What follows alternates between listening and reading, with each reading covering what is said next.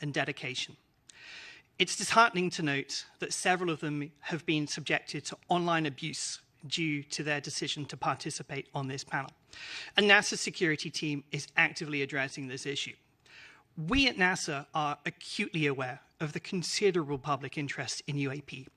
However, it's critical to understand that any form of harassment towards our panelists only serves to detract from the scientific process, which requires an environment of respect and openness. Now, every member of our team is a recognized authority in their respective field, and they have our unequivocal support. NASA stands in solidarity with them, advocating for a respectful discourse that befits their expertise and the significance of their work. Thanks. Now, in recent years, the subject of unidentified aerial phenomena, nowadays termed unidentified anomalous phenomena, or UAPs, has captured the attention of the public, the scientific community, and the government alike.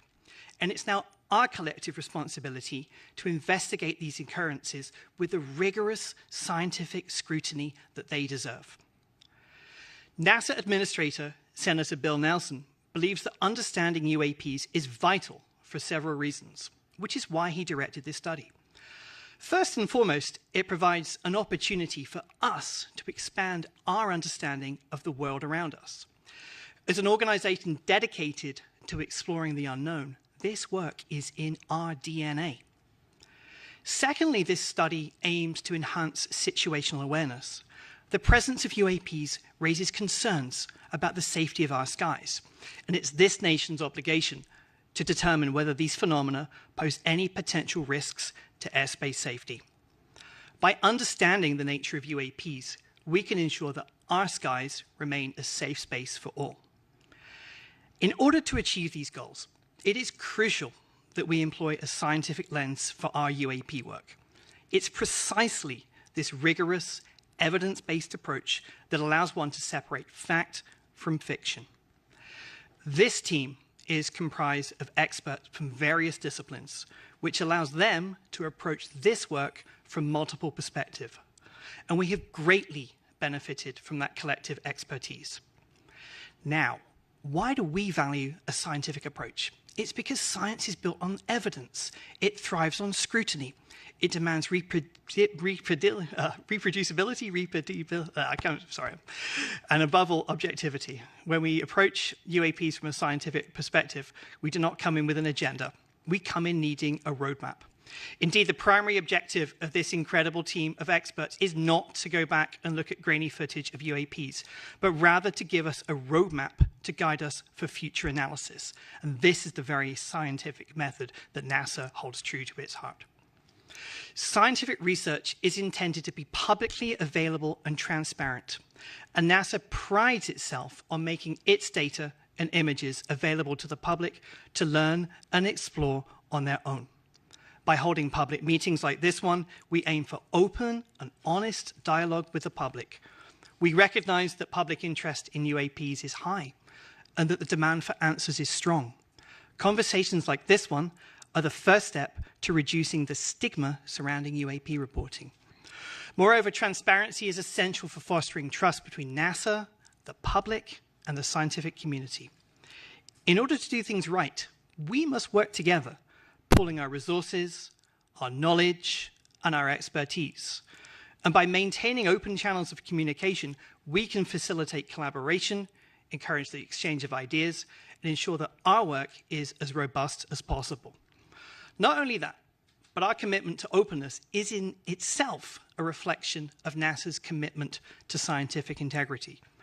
As an organization dedicated to the pursuit of knowledge, it is NASA's responsibility to be honest and forthright and to follow the science. And by being transparent in our work, we uphold our dedication to scientific excellence. The meeting today represents the first deliberative actions that the team has taken.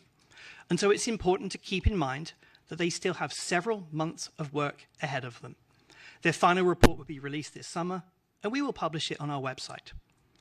NASA believes that the study of unidentified anomalous phenomena represents an exciting step forward in our quest to uncover the mysteries of the world around us.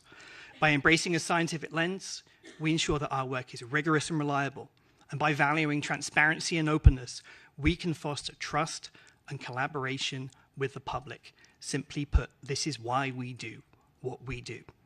Now, before I introduce Nikki, there are a few administrative matters to attend to. Firstly, the Unidentified Anomalous Phenomena Independent Study Team has been established in accordance with the Federal Advisory Committee Act, known as FACA. Its parent committee is the Earth Science Advisory Committees. As such, this group does not report to the government. It reports to the Earth Science Advisory Committee, who will debate the recommendations and formally transmit this team's report to the government. Next, our deliberative committee meetings, such as this one, are open to the public. And also, after this panel was convened, the National Defense Authorization Act, known as the NDAA, changed the A in UAP to be anomalous. Accordingly, this panel's remit was expanded to encompass not just aerial UAP. However, the majority of UAP sightings to date have been in the aerial domain. So it's fair to say that this panel's focus is on the aerial aspect of anomalous. Now, in compliance with the FACA federal statute, formal minutes have been taken throughout the meeting today, and these meetings and these minutes are for the public record, and hence all presentations and discussions and comments by the committee members should be considered to be on the record. Each member of this UAP study team has been appointed because of their specific subject matter expertise as individuals, and hence each member is subject to federal ethics laws. This category of appointment is called Special Government Employees, or SGEs, for our non-government members, and our 2 federal employees serve as regular government employees, known as RGEs. Now, to the panel. All members on this committee should remember to recuse themselves if a topic comes up in which you have a potential conflict of interest between your financial interests, including those of your employer, and matters that we're discussing. And then finally, panel, if you have any ethics questions, please see me separately, and if needed, I'll put you in contact with a NASA ethics attorney. Thanks for bearing with me. I'd now like to turn to the amazing Dr. Nikki Fox, Associate Administrator for NASA's Science Mission Directorate. Over to you, Nikki.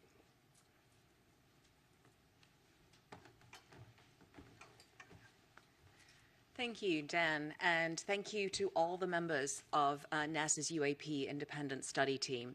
Your selfless dedication to the pursuit of knowledge is just so commendable. And I want to thank you, the audience, for tuning in today to watch our first deliberative meeting of NASA's Independent Study Team on evaluating and categorizing unidentified anomalous phenomena. Before I begin, though, I really do want to double down on Dan's words, that it is really disheartening to hear of the harassment that our panelists have faced online, all because they're studying this topic. NASA stands behind our panelists, and we do not tolerate abuse.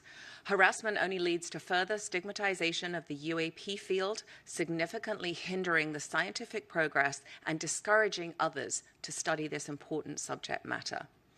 Your harassment also obstructs the public's right to knowledge. Our panelists are leading experts in the scientific, aeronautics, and data analytics communities. We are very lucky to have them on board to share their invaluable insights to inform NASA on what possible data could be collected in the future and how it can be collected to help us better understand the nature of UAP. The UAP Independent Study was commissioned to create a roadmap on how to use the tools of science to evaluate and categorize the nature of UAPs going forward. This roadmap, of course, will help the federal government obtain usable data to explain the nature of future UAPs. Transparency, openness, and scientific integrity are pinnacle to NASA's mission. They're at the forefront of this public meeting and have been throughout the team's 7 months on this study.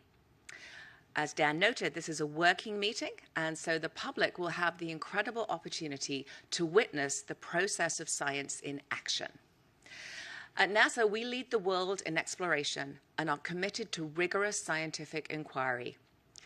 The nature of science is to better understand the unknown, and to do that, our scientists need data. Right now, there is very limited number of high-quality observations and data curation of UAP. The existing data available from eyewitness reports are often muddled and cannot provide conclusive evidence that supports UAP recognition and analysis. Additionally, an object's background can complicate the data further and render it unusable due to conventional objects that can mimic or overshadow the phenomena completely, such as commercial aircraft, military equipment, the weather, and ionospheric phenomena like auroras. This lack of high-quality data make it impossible to draw scientific conclusions on the nature of UAP. Now, this team has used unclassified data from civilian government entities, commercial data, and data from other sources to inform their recommendations. And as Dan noted, they will be published in a public report that comes out this summer. I want to emphasize that there is really great benefit to studying unclassified data rather than classified data for this study. First, unidentified anomalous phenomena sightings themselves are not classified. It's often the sensor platform that is classified. And you can kind of think of it, if a fighter jet took a picture of the Statue of Liberty, then that image would be classified, not because of the subject in the picture, but because of the sensors on the plane. Second, unclassified data make it possible for our team to communicate openly to advance our understanding of UAP, not only with each other, but across the scientific community and to the public. This ensures a clear and transparent pipeline of information that can be built upon through generations to expand our understanding. This study relies on open data. Everything we use at NASA is open, and anyone can look at these records. So I invite you to visit our open data portal at data.nasa.gov to comb through our tens of thousands of data sets that are free and fully accessible to the public. Additionally, please check out data.gov/open/data for a great overview of where you can find the archives for our science and mission data sites.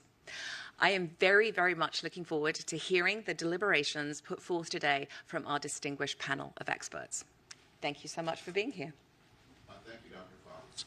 Before you go, I just want to open up to questions. Let me start with a question on this on the NASA data.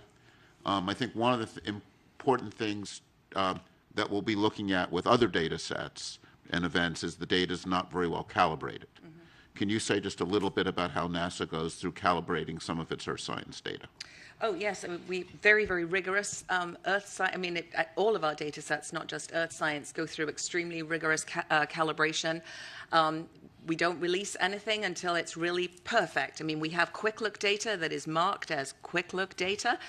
So, you know, you can use it to get preliminary findings, but wait for the really nicely cleaned up data. So a lot of rigorous protocol in putting out our data to make sure it is perfect.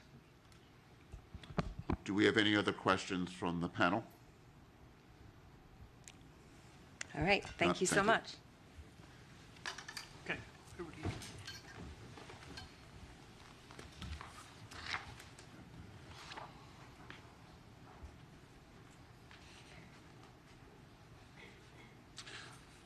Hi, I'm David Spergel. I'm the chair of the panel. And when I look at our charge, we have a lengthy charge, but the high-level summary of it is how can NASA contribute to understanding the nature of UAPs? And our role here is not to resolve the nature of these events, but rather to give NASA guidance, to provide a roadmap of how it can contribute in this area. After my opening remarks, we'll hear from Sean Kirkpatrick from the AARO, and it's the AARO that's charged with leading the whole of government UAP effort. And they've already issued some preliminary reports on some of the events.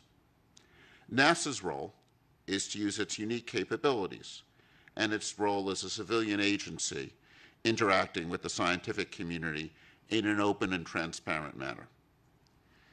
And as Dr. Fox emphasized, the Defense and Intelligence Agency data on UAP are often classified primarily because of how the data is collected, not because what's in the data.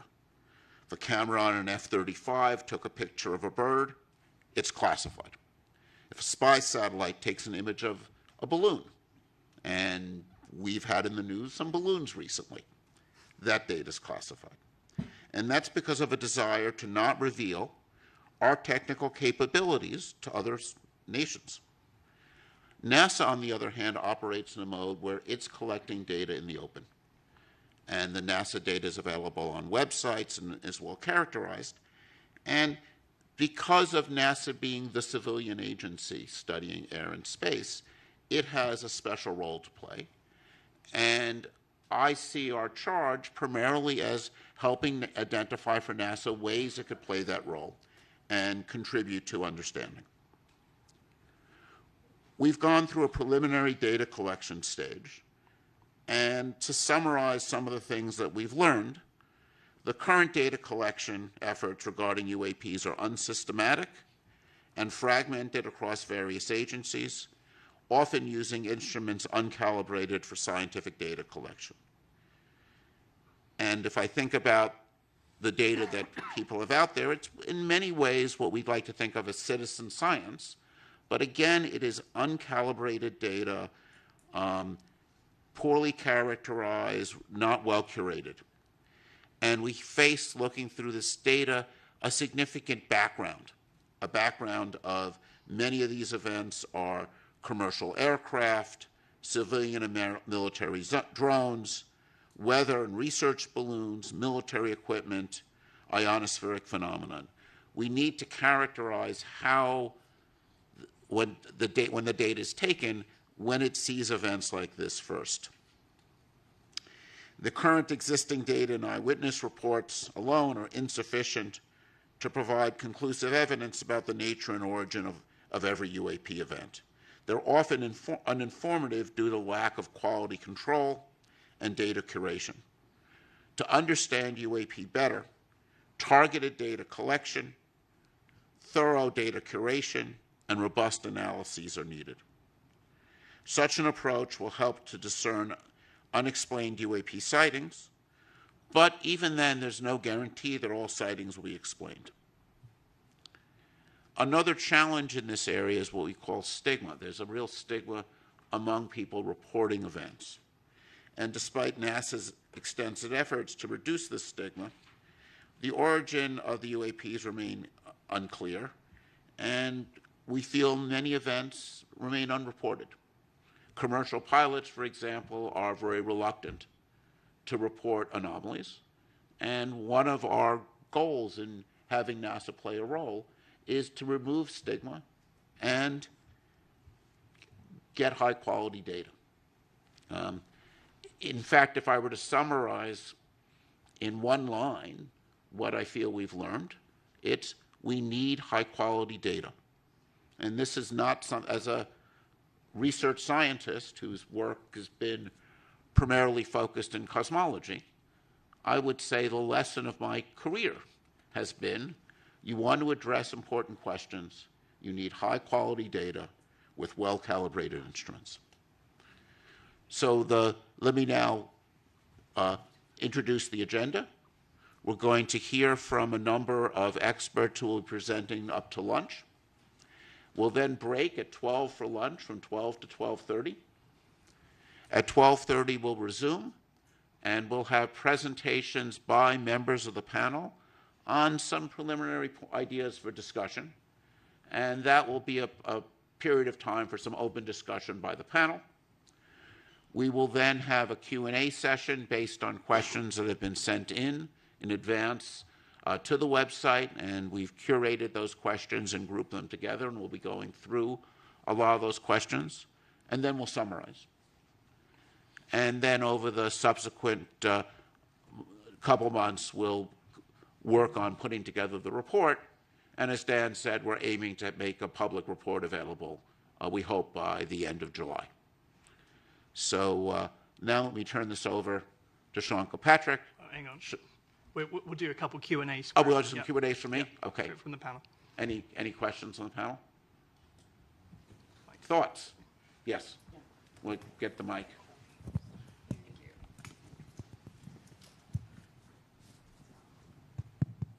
Yeah. So one of the things I think Dr. Fox said was looking at the release of data, very important for our study, when it's high quality.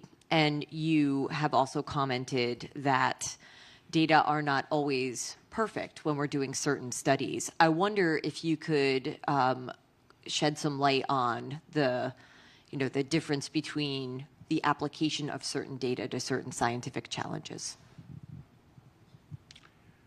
So, when you look at your camera is often designed to take an image in the daytime and might not be optimized for nighttime imaging. Or if you take something that astronomers are very familiar with, is we design our telescopes to work at night. And if the sun is not even, if you would never take the Hubble telescope and point it at the sun.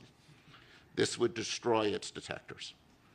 Not only that, if the telescope is pointing there and the sun is over there, even though you're not looking at the sun, reflections off of the optics will produce what we call ghosting. And that kind of ghosting produces some very strange images. And this, one of the many things we need to worry about when we see unusual things taken from a camera is, even if you're pointing the camera there, was the sun over there? Those kinds of anomalies degrade the quality of the data. And that's why it's very important to work with well-characterized instruments and to be, using them in ways in which you understand what's going on. So I think if you look at, data taken from the James Webb Telescope or from the Hubble or any of these things, and these are, telescopes looking out in space, you'll see some really, at first funny phenomenon. When a telescope points at a star that's bright, it saturates the detector and puts bleeding down the detector. And you'll see phenomenon like if there's a bright star off to the side of the, not even when you're looking at, you get this effects where light bounces off of dust in your telescope and produces a sort of diffuse image that has some really strange properties. So, when you see something unusual, the first thing you have to do is understand how that data was taken. And I think this is one of the challenges one faces when you have data taken by uncalibrated instruments years ago. It's very hard to know what's taken. It's very hard to draw conclusions. I think that's one of the challenges with archival data. And I think having dedicated, well-calibrated instruments, I think, will be important here as in any other area to understand what's going on. So, David, anomalies are so often the engine of discovery. Maybe you could say a quick word about high-risk, high-reward research in your field of cosmology and how you see that impacting the UAP study as well. So, an area that comes to mind is fast radio bursts. And the Shaw Prize was just announced yesterday and awarded to the discovery of fast radio bursts. And these are these bursting signals that go off all over in space. And it's an interesting story because some of the bursts were real and are fascinating, and some of the bursts, there was a series of bursts observed by this observatory in Australia, and they had really strange structure, and people couldn't figure out what was going on. And then they started to notice a lot of them bunched together around lunchtime. And what had happened was the people at the observatory would heat up their lunch in the microwave. And something they would do is they would open the door of the microwave oven before the microwave stopped. This is bad for your microwave oven. It wears it out. But not only that, it produced a burst of radio signal that was picked up by these sensitive detectors. So this, I think, is an interesting lesson. Some events end up being something unusual and conventional, But some events with these FRBs turn out to be these powerful explosions which are taking place at cosmological distances.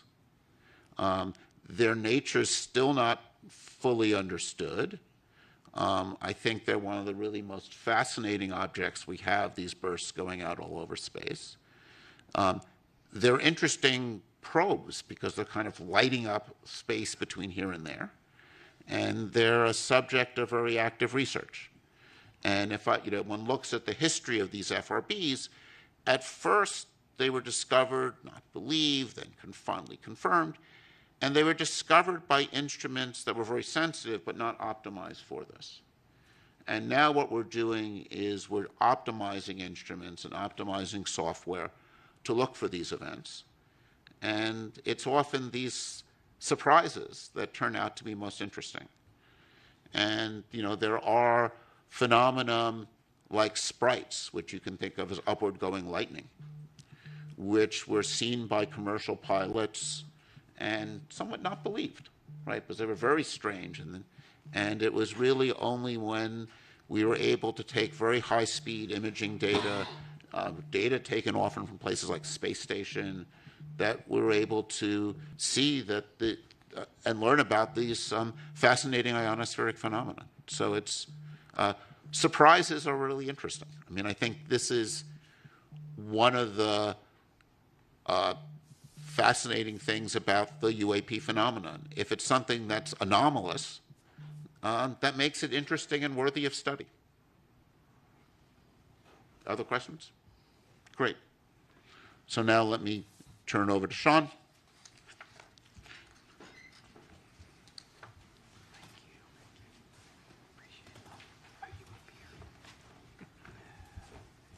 Thank you, David, Dan. It's a pleasure to be back. Good morning, everyone. I want to start by thanking NASA for convening today's UAP Independent Study public meeting and inviting me to continue to participate. NASA has been an invaluable partner to our team at AERO as we work to better understand and respond to unidentified anomalous phenomena. We applaud NASA for commissioning its independent study team and for exploring what data and tools could be leveraged to shed greater light on UAP. Though NASA and AERO are taking on very different aspects of the UAP problem set, our efforts are very much complementary. We both are committed to the scientific method, to a data-driven approach, and the highest standards of scientific research integrity. While NASA is evaluating unclassified data sources for its study, AERO's data set includes classified material with a focus on national security areas. However, all of this data collectively is critical to understanding the nature and origin of UAP. NASA brings unique capabilities, world-class scientists, and a wealth of academic and research linkages. NASA also has access to Earth sensing satellites, radiological sensors, tools for gravitational wave, geomagnetic wave detection, and means for analyzing open source and crowdsourced data that may assist both AERO and NASA in their UAP efforts.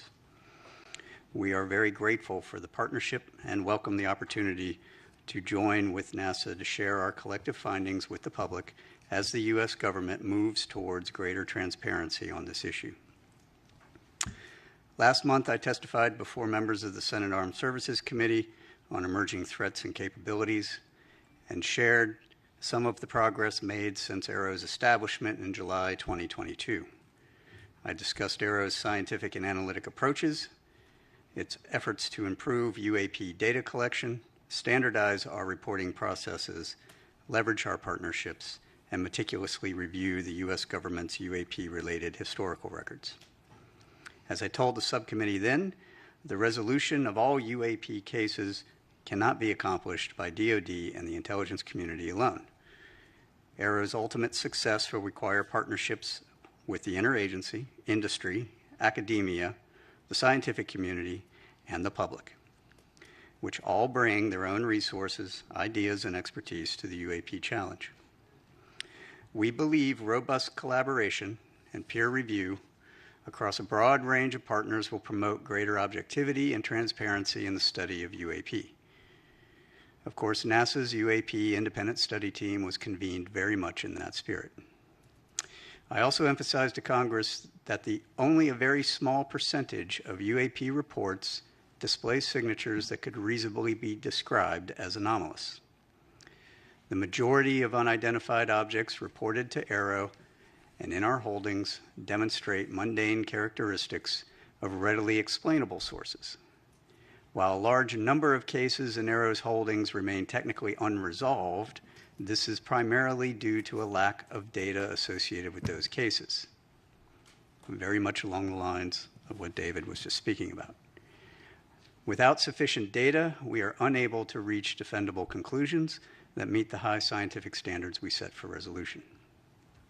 Meanwhile, for the few objects that do demonstrate potentially anomalous characteristics, AARO is approaching these cases with the highest level of objectivity and analytic rigor. This includes physical testing and employing modeling and simulation to validate our analyses and the underlying theories, and then peer reviewing those results before reaching any conclusions. AARO has shared these cases with the appropriately cleared NASA team members in order to discuss and help recommend potential scientific areas of study that NASA may want to take lead on. I'll underscore here, as I did before Congress, that AARO's work will take time if we are committed to doing it right. AARO is committed to the highest standards of scientific research integrity, as we know our partners at NASA are as well. Thanks again to NASA for hosting this public forum for UAP discussion and information exchange. And I'd like to turn to a brief presentation that includes some recently declassified footage and trends for discussion. Next slide, please. So some of you probably saw a version of this at the open hearing last month. This is an overall review of all of the analytic trends of all the cases that we have to date. While the numbers may have changed a little bit, the overall trends remain the same. Most of what we are seeing reported by aircraft are at the altitudes where we fly aircraft. That should not be a surprise. You will note, however, that I have no space reports and I have no maritime reports. That is notable, even though we are looking across all of those domains. On the upper right, we have UAP morphologies. The vast majority of what has been reported and what we have data on, a little less than half now, are orbs, round spheres. And in the bottom right, you will see in the heat map of the areas where we get most of our reporting. This is very much a collection-biased map. This is where our sensors are, our military, NRIC, and some of the FAA data. In the middle, it is what we call our typical UAP characteristics for the vast majority of the cases that we see. One way of looking at that is we'll call it a target package. This is the thing we are out hunting for in most cases. Next slide, please. This is an example of one that I showed at the hearing recently. This is a spherical orb, metallic, in the Middle East, 2022, by an MQ-9. I will come back to the sensor question that David raised here in a moment. This is a typical example of the thing that we see most of. We see these all over the world, and we see these in making very interesting apparent maneuvers.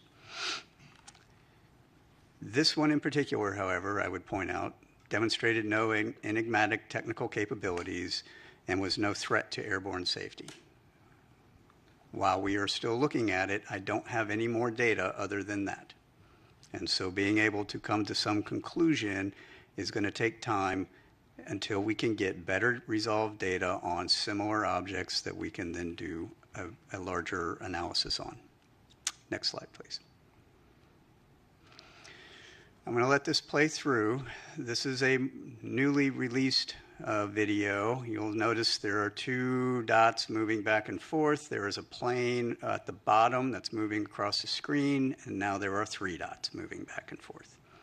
The moving back and forth is from the sensor and the platform that's collecting it. This is a P-3 on a training mission in the western United States. They picked these up and they tried to intercept and was unable to intercept them. Apart from that motion, and you'll see a little bit of defocusing from the sensor itself, there is no other oddity about this, except for the fact that they couldn't catch them.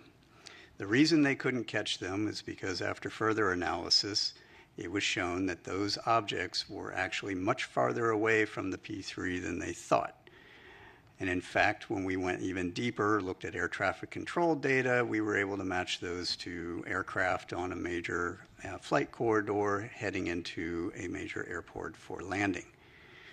This is the kind of thing that can spoof and or provide misperception of both very highly trained pilots as well as sensors, right? And this was reported as an odd grouping of 3 UAP. Right. That is not to say that the pilots didn't know what they were looking at, or they knew what they were looking at, but they weren't really sure. But it also is meant to say that when they're not sure, they're reporting it now. And that's what they're supposed to be doing. And then we have to go look at it. Next slide, please. That brings us to really what is Aero doing in the science and technical realm. So this is one of those areas that I'm going to expound a little bit more on than we did in the last hearings.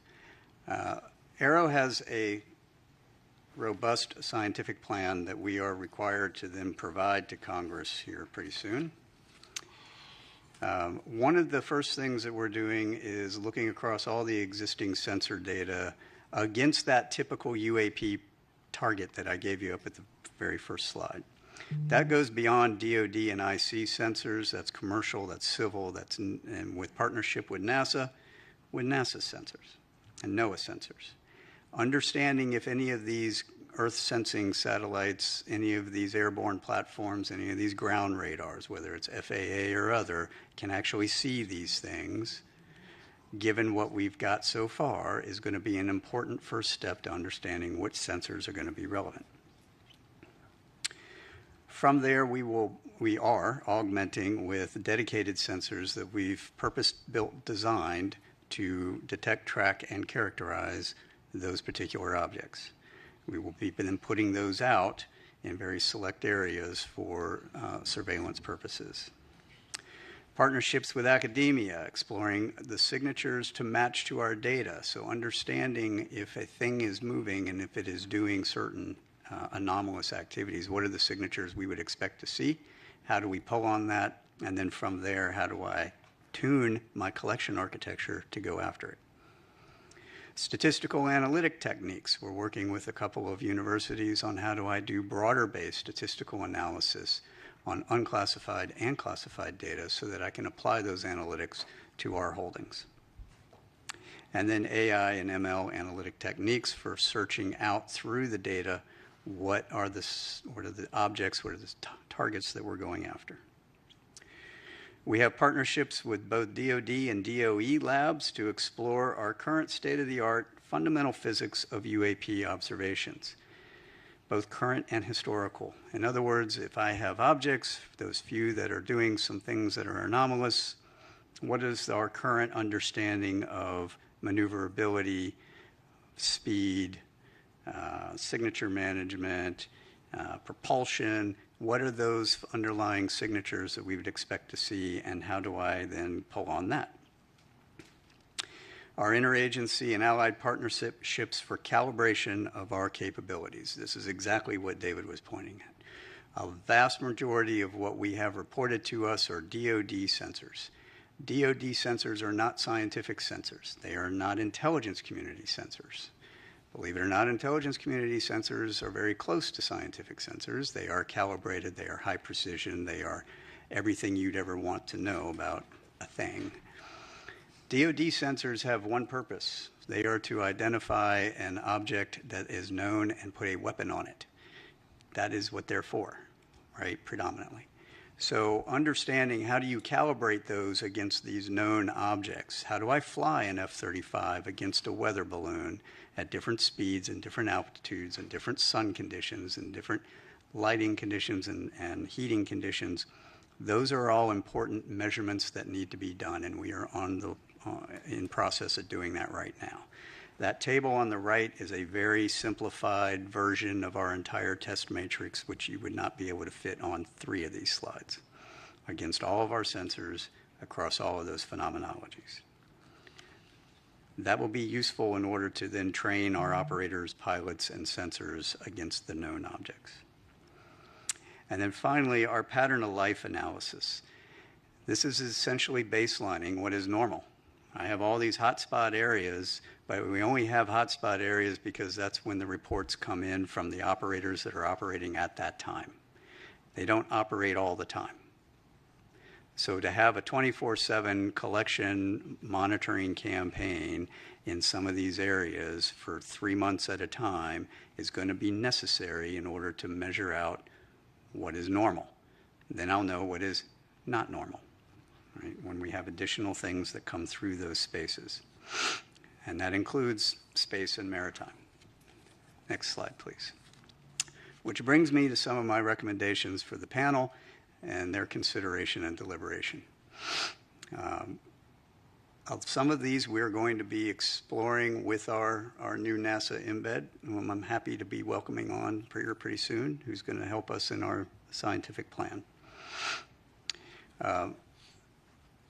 Crowdsourcing unclassified open source data. This is where some of the public can be helpful. Imagery from an iPhone is generally not helpful unless you are right up on whatever it is you're looking at. However, some of the ancillary data that your iPhone provides, from location to speed to other phenomenologies, and more than one of those can be very helpful. Right? Large-scale, ground-based scientific instrumentation. Evaluating how can I use some of these other instruments for detection. The FRB example was perfect, right? You have a bunch of large-scale instruments that were not designed for that, yet they picked them up because there was a microwave. Well, we have a surrogate target package of what we think these things are, at least from what we've got reported to us. That was in the front slide.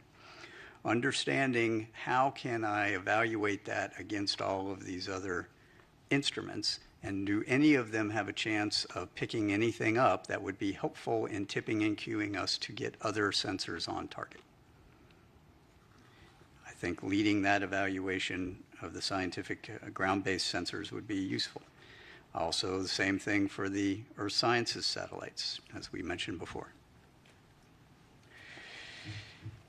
Intentional vice coincidental collection. So looking at how can I provide a tip and cue to both the ground and space-based scientific and academic sensor community to put additional sensors on an object when it is reported.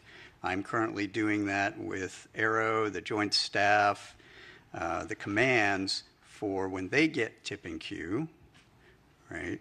So a pilot says something, they see something, they report it in, and we're going to turn on a whole bunch of new collection to go after it. I should be able to hand that same tip and cue to the scientific and academic community. So looking at how that works would be helpful.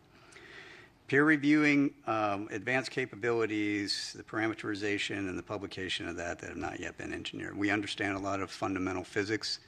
It is the scientific community's responsibility to explore and document those fundamentals in peer-reviewed scientific journals to match to data so that we can weed out all kinds of different hypotheses. Right? That's how science works. We need to make sure that we are doing that. I think leading that conversation would be very helpful from NASA's perspective. Archived scientific data. So we have a whole bunch of calibrated, large-scale scientific data from all these different instrumentations around the world taking a look at how can you apply maybe some AI, ML tools to search through that data for anomalous signatures that may correlate to things that we've got reporting on. That would be an interesting study. Distributions of sightings. I think this is a low-hanging fruit one, right? So if we take a look at all of the distributions of sightings that are outside of my national security areas that I've got classified reporting for, and they generate the similar distribution map as we've got, and we put those two pieces together, now I have a holistic picture. And then, of course, our foreign partnerships, building a robust scientific community of interest to review data, capabilities, conduct analysis, expanding upon our military and intelligence collaborations across the world into the scientific and academic world. And with that, those were my thoughts. We've talked about some of these in the past. It would be interesting to hear if there's any further questions or deliberations on any of those points, and I'm happy to take any questions that you all have. Great. Thank you, Dr. Kirkpatrick. And I also want to take this opportunity to thank you and the AARO for your openness in providing this committee with insight and information about what you've learned so far, how we could work together. I think this is very much an area where it's going to be essential that NASA be a partner and be a good partner for AARO. And I think really want to thank you for your role with this committee in helping to start to build that partnership. It's been my pleasure. And let's, Reggie. Yeah. Hey, Sean, thanks for the briefing. Question. We talked a lot about data already. Let's talk about sensors for a second. So you mentioned that you work with labs, academia. Do you see a need to go beyond what you mentioned earlier? That is the type of sensors we have right now, which are based on national security threats and certain phenomenologies and frequency ranges, these kinds of things. Do you see a reason of going beyond that? Yep, And absolutely. So what are some of the challenges you see there, materials or what have you? So can we go back to the front slide, just the first slide where the target characterization is? So we've purpose-built a couple of sensors to do search across that. Nope, down one. There you go. That's great. To go down some of those characteristics to see if we can find them correlated to pilot reporting. All right. Some of those are initially, this is going to be, I'm going to say this is a bootstrap method. Right? We're doing a broad spectrum search across very few indicators that we can point to that will enable us to get a little bit more data, refine that, narrow those sensors, and go from there. So we aren't just relying on the DoD and IC sensors that exist today, because frankly, they don't point to where we want them to point. Right? I mean, I'll be frank with everyone. We can point the largest collection apparatus in the entire globe at any point we want. You just have to tell me where I want to point it.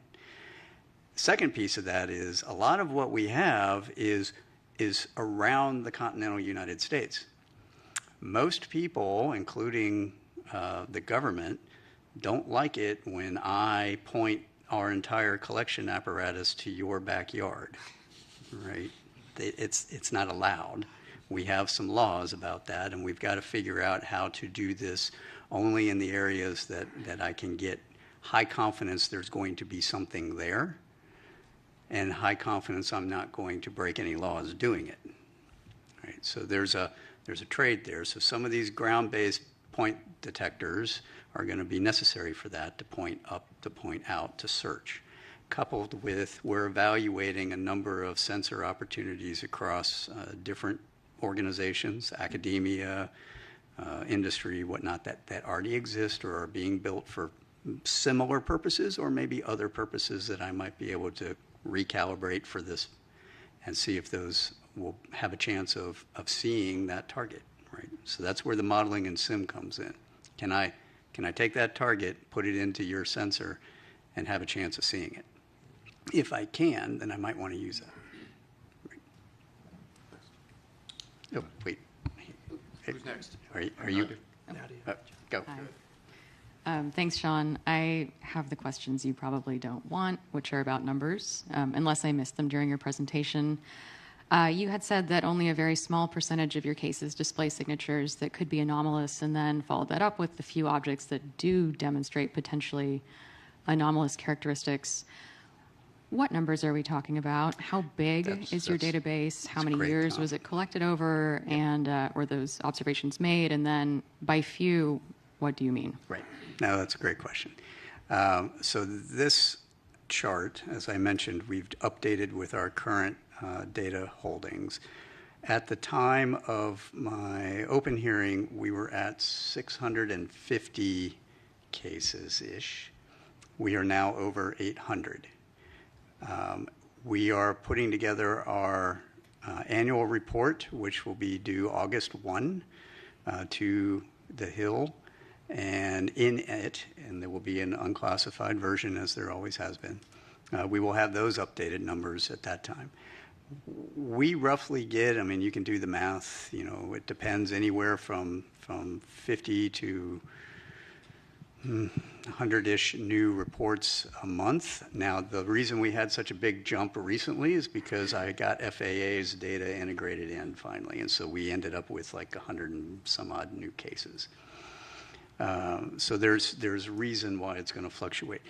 The numbers that I would say, so we're gonna try to do a little more fidelity on some of the analytics when we report out.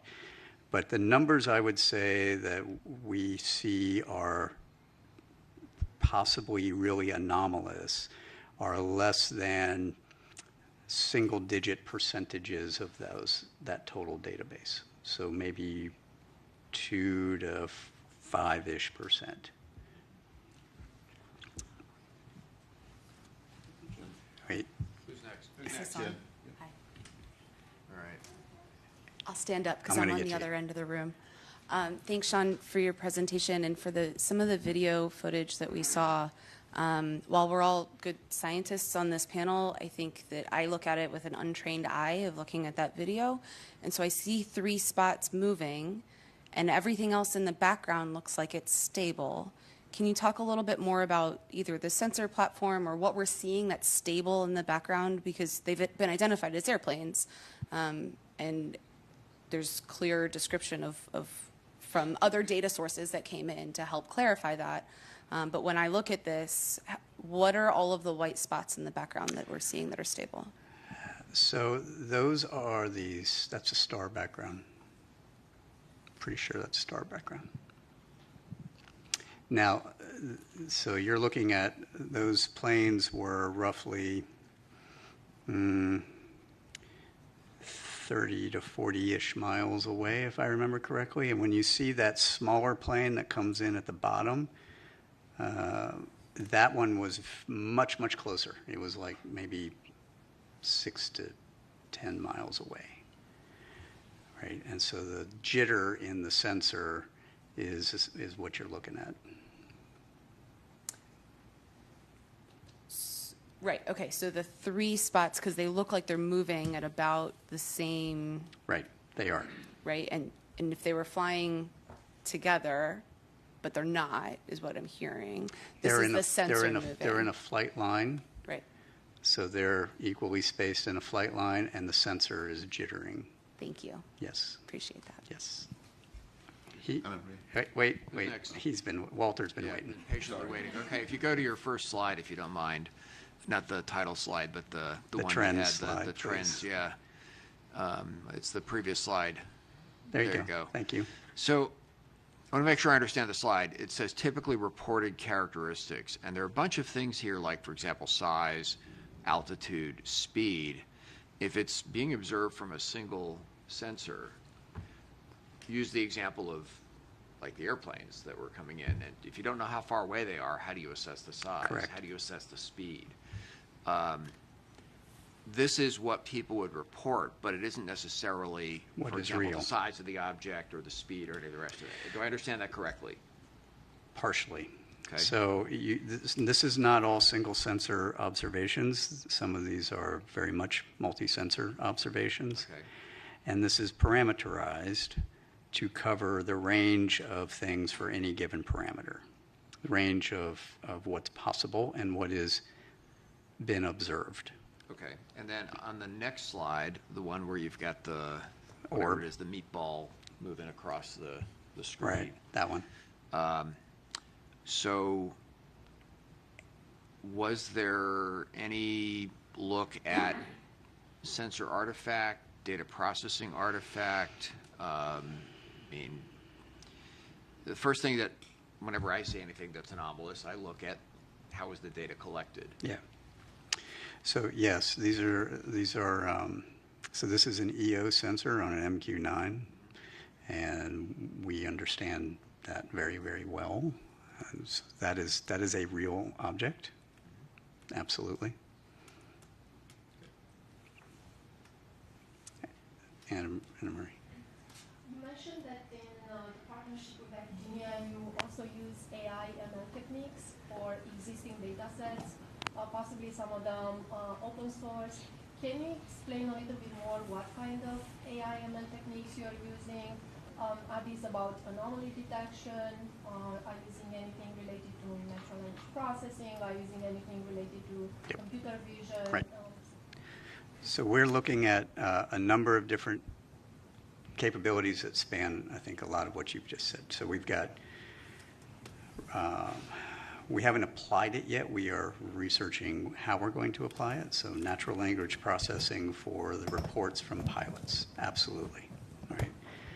Target recognition, so I can train a model to look for that thing and go back through all of our holdings and go, give me how many of these you have, right? And then try to figure out what those are. Right? So I have not put anything out there yet, or have not looked at anything yet for active targeting in real time, because I don't know exactly what I would train it to go look for. I just know what we have. So I want to get more confidence on what we have before I go and do that, except for balloons, right? We're trying to get rid of balloons as quickly as possible.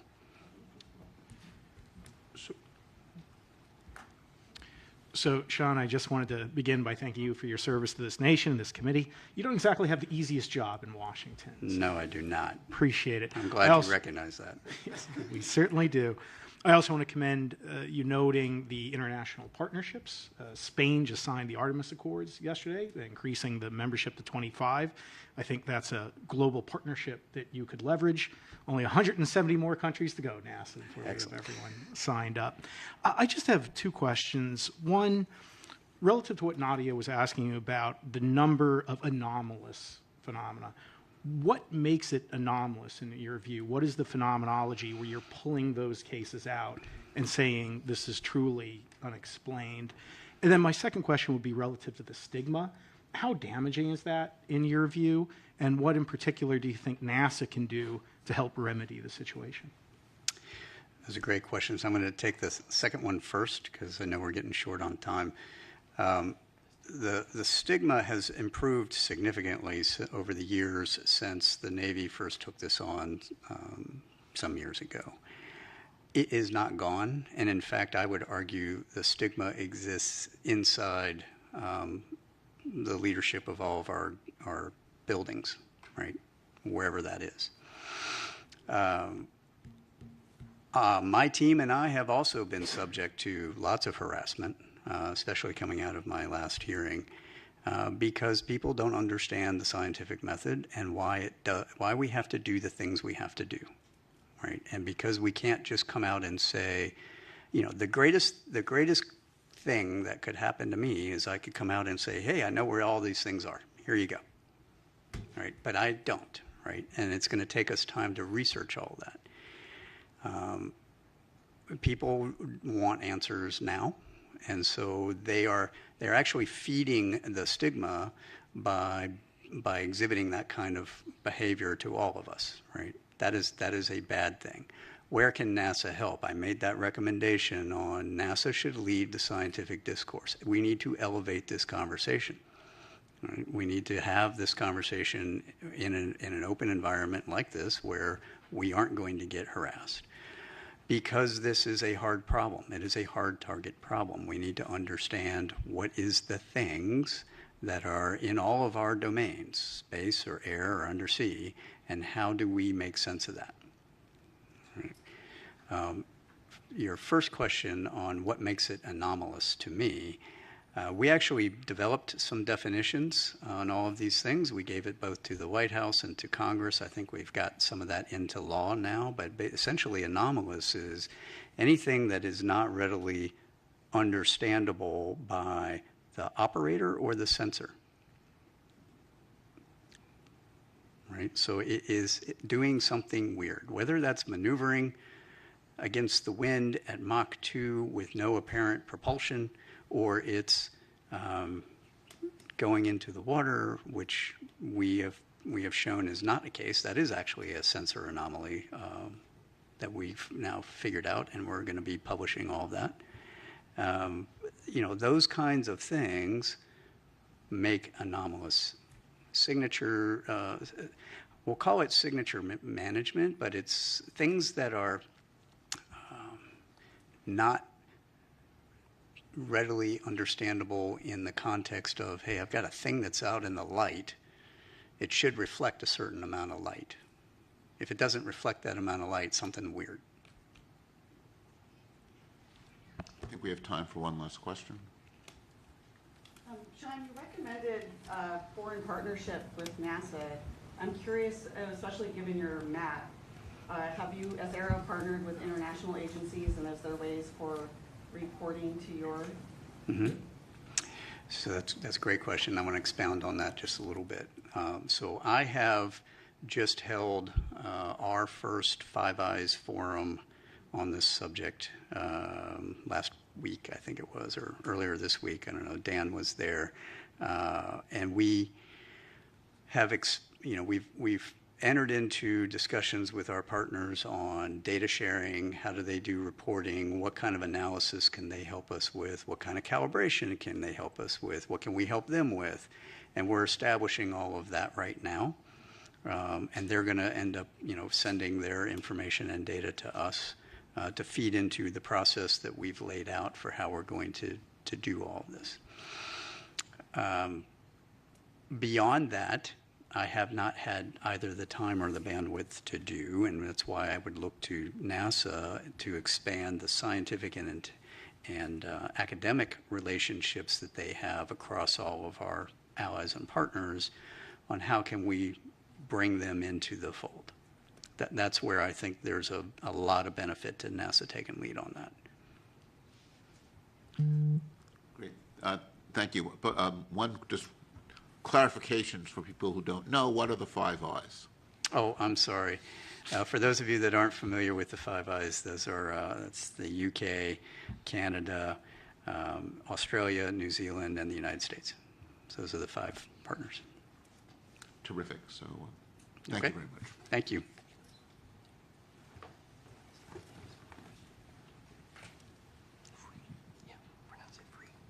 So our next presentation is from Mike Free from the FAA, talking about the FAA's role and what's learned.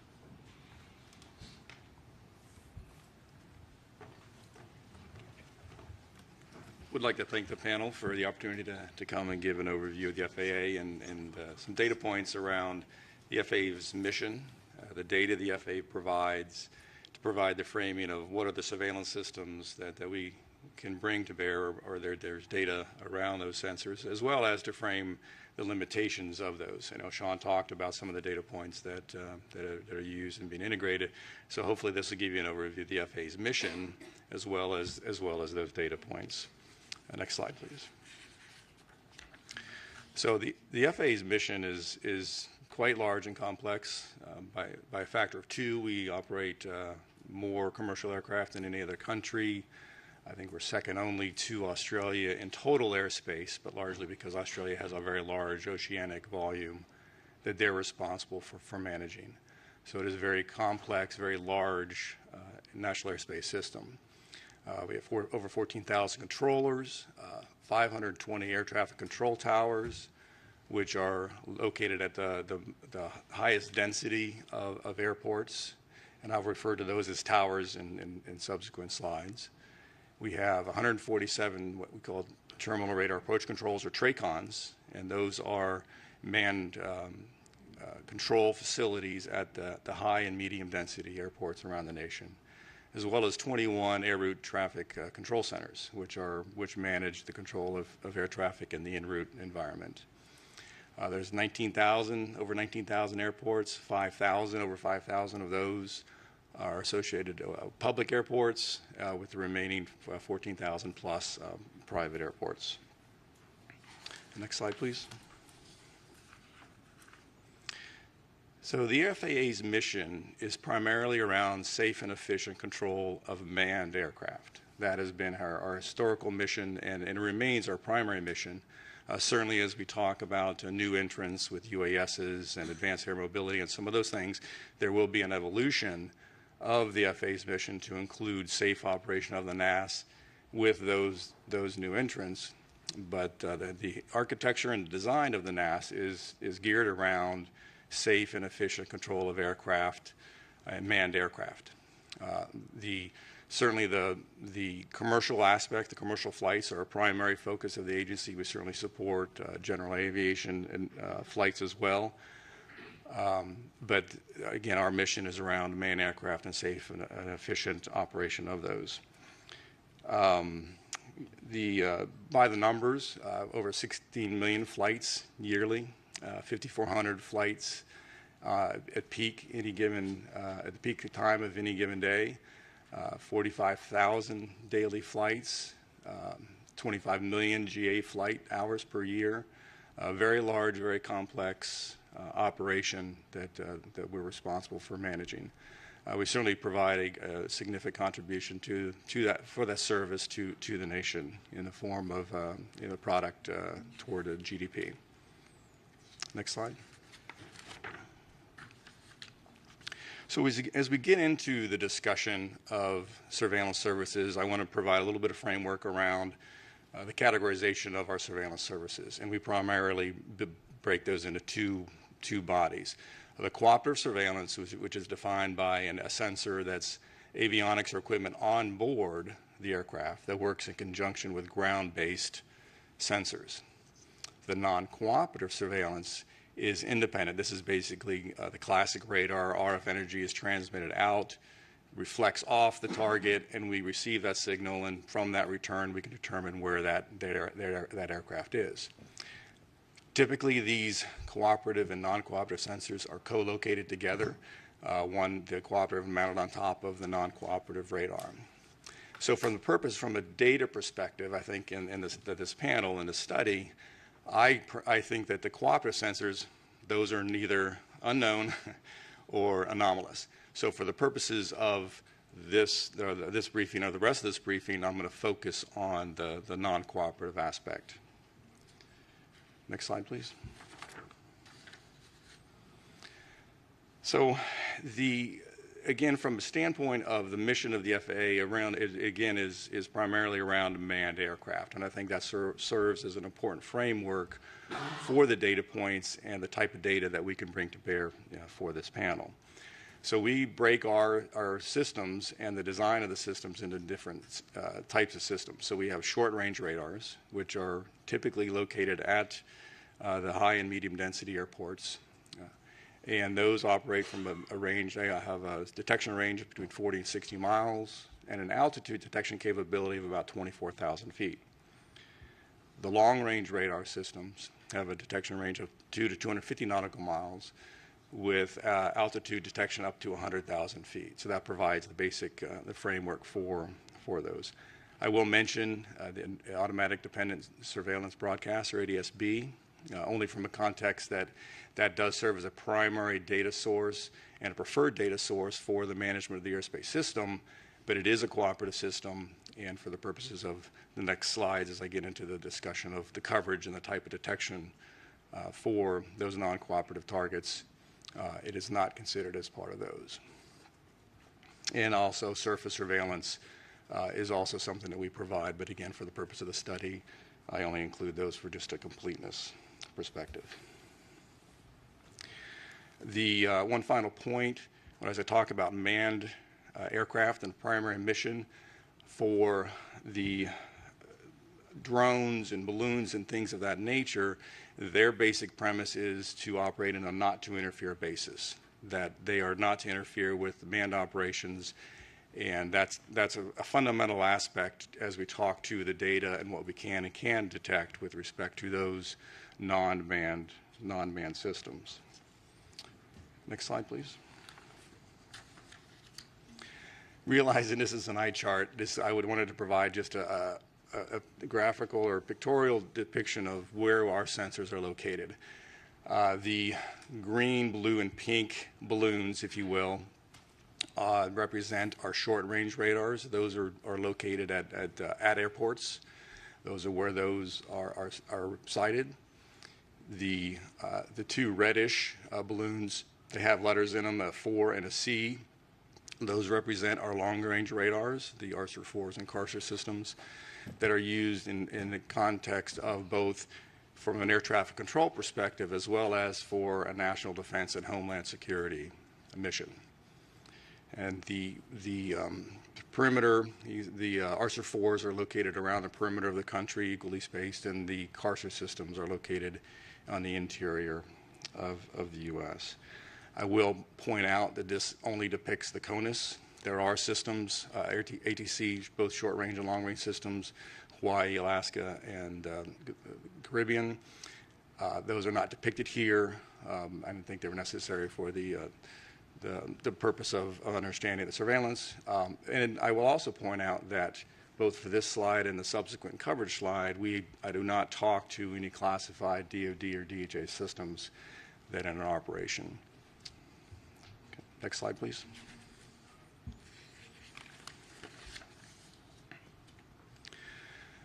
So what can the FAA detect and surveil, what can we not?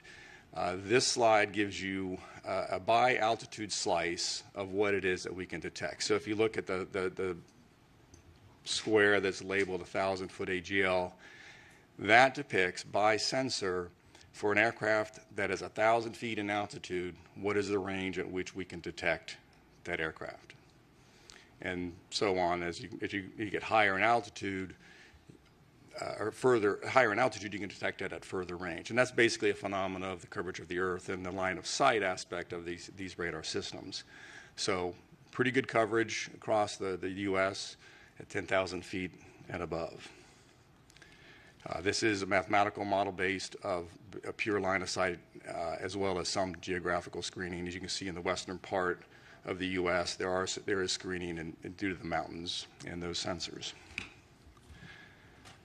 Need to take a little bit of time and talk about the nature of the targets. These line of sight models represent an input of a target that is 1 square meter. So think of a sphere of 1 meter in diameter.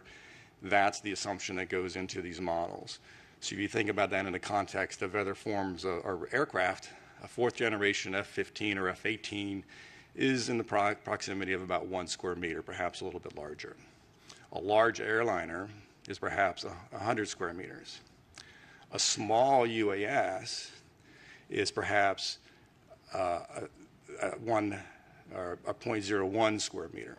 So the range of these detections or the size and the ability to detect these targets from an F-15, large airliner, 100 times larger in size, a drone 100 times smaller in size. So the detection and the surveillance capability really largely depends in part to the target that we're talking about and the ability to surveil that target.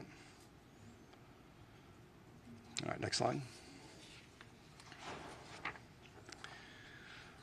So I do include this ADS-B coverage slide just to give a context of, from a cooperative perspective, there is very good coverage across the U.S. to 1,500 feet above ground level.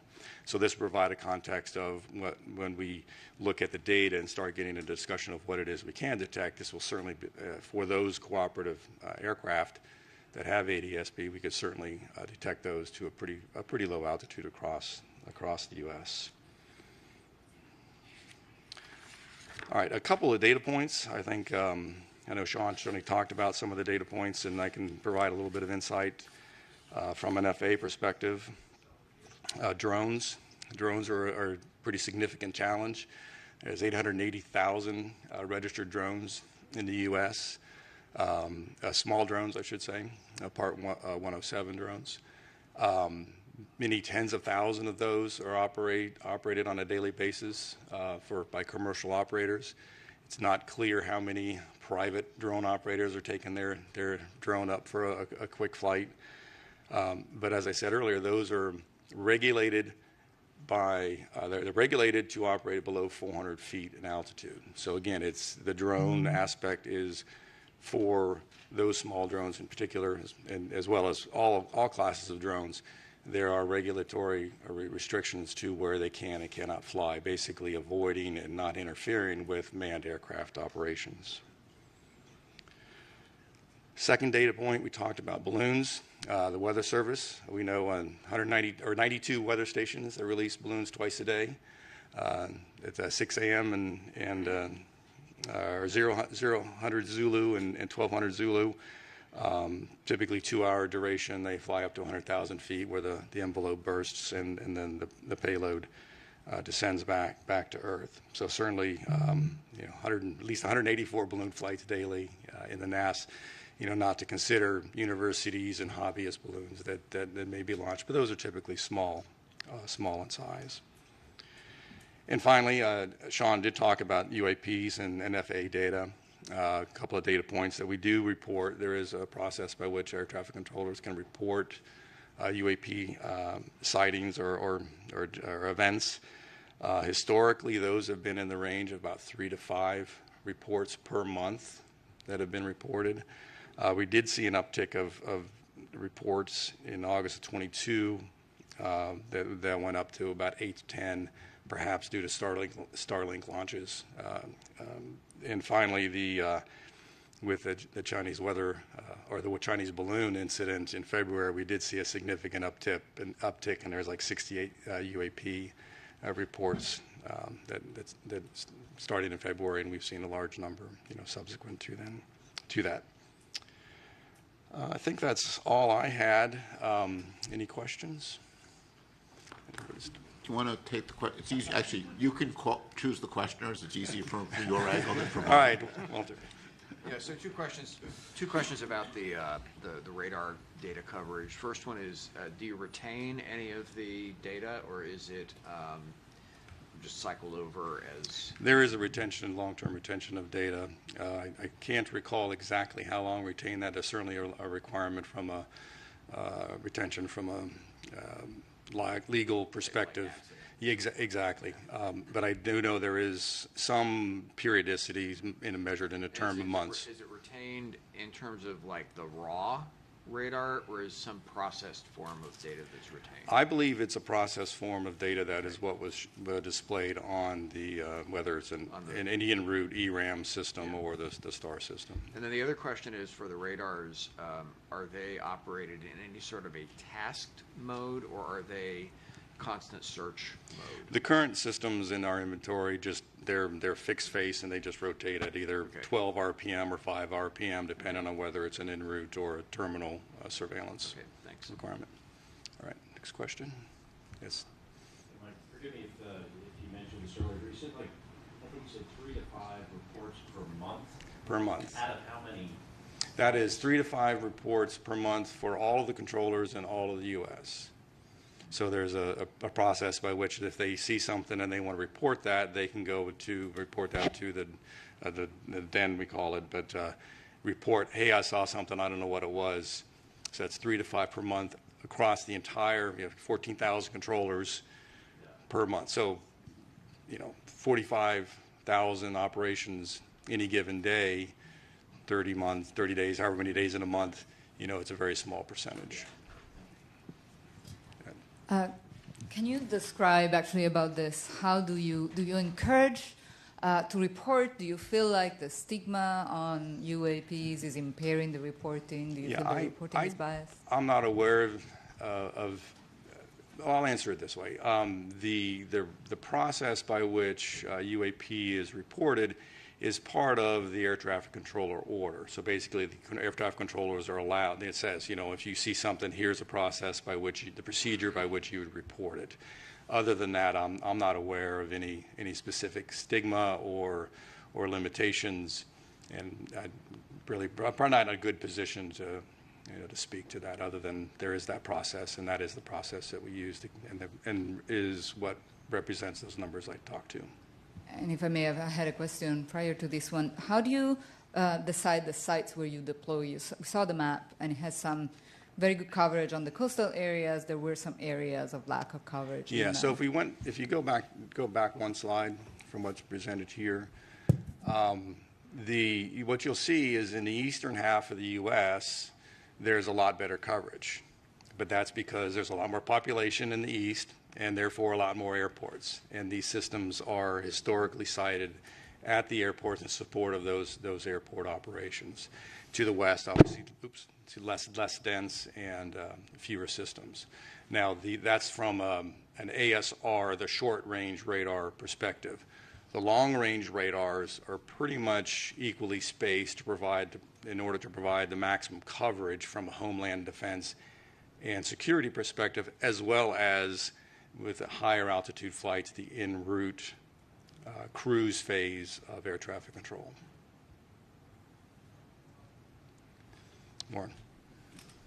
Mike, first, thank you and the FAA for coming to share this information with us. Second, can you speak to a little bit of the filtering techniques that we use? So with respect to, I know Walter had a question about the raw data and process, but can you just talk a little bit about, we actually aren't trying to detect everything. That's actually a very good question and a very good point with respect to what we can and cannot see. So there are, the closer to the ground you point a radar, certainly you can get lower elevations, but you also start to see the effects of trees and other ground-based clutter, as we call it, that starts to interfere. So we have great ability to detect a lot of things, but from an FAA mission perspective, our desire is to find that sweet spot of seeing everything to as low an altitude as we can to maximize our mission around safe operations of manned aircraft. Now, to pull that thread just a little bit further, there's also limitations with respect to biologicals or insects and dust and things of this flavor that most aircraft fly above a certain speed. So we typically will have filtering settings on our systems to get rid of the stuff that really is leaves or insects or things of that nature, so that we provide as clean a display for the controllers. So there are specific settings that we can adjust, and it's been learned over many years to perfect those, what we call optimization of those kinds of filters, to get rid of what is not a manned aircraft, not an aircraft, and provide as clean a display for the controllers as we can. Yes? Yeah. Please. Oh, thanks. Thank you. Thanks for the presentation. Would it be, kind of following up on what you said, Warren, would it be possible to collect the raw data and to save that? Because if it would be possible to do some calibration after the fact that Sean was mentioning, for example, you might be able to capture other phenomenology. Is that possible? Well, when you say raw data, I think we'd have to talk a little bit about what is meant. From a technical perspective, pure, what we would call INQ data is huge, gigabyte, very, very, very large volumes of data. That would probably be cost prohibitive, and we certainly don't do that today.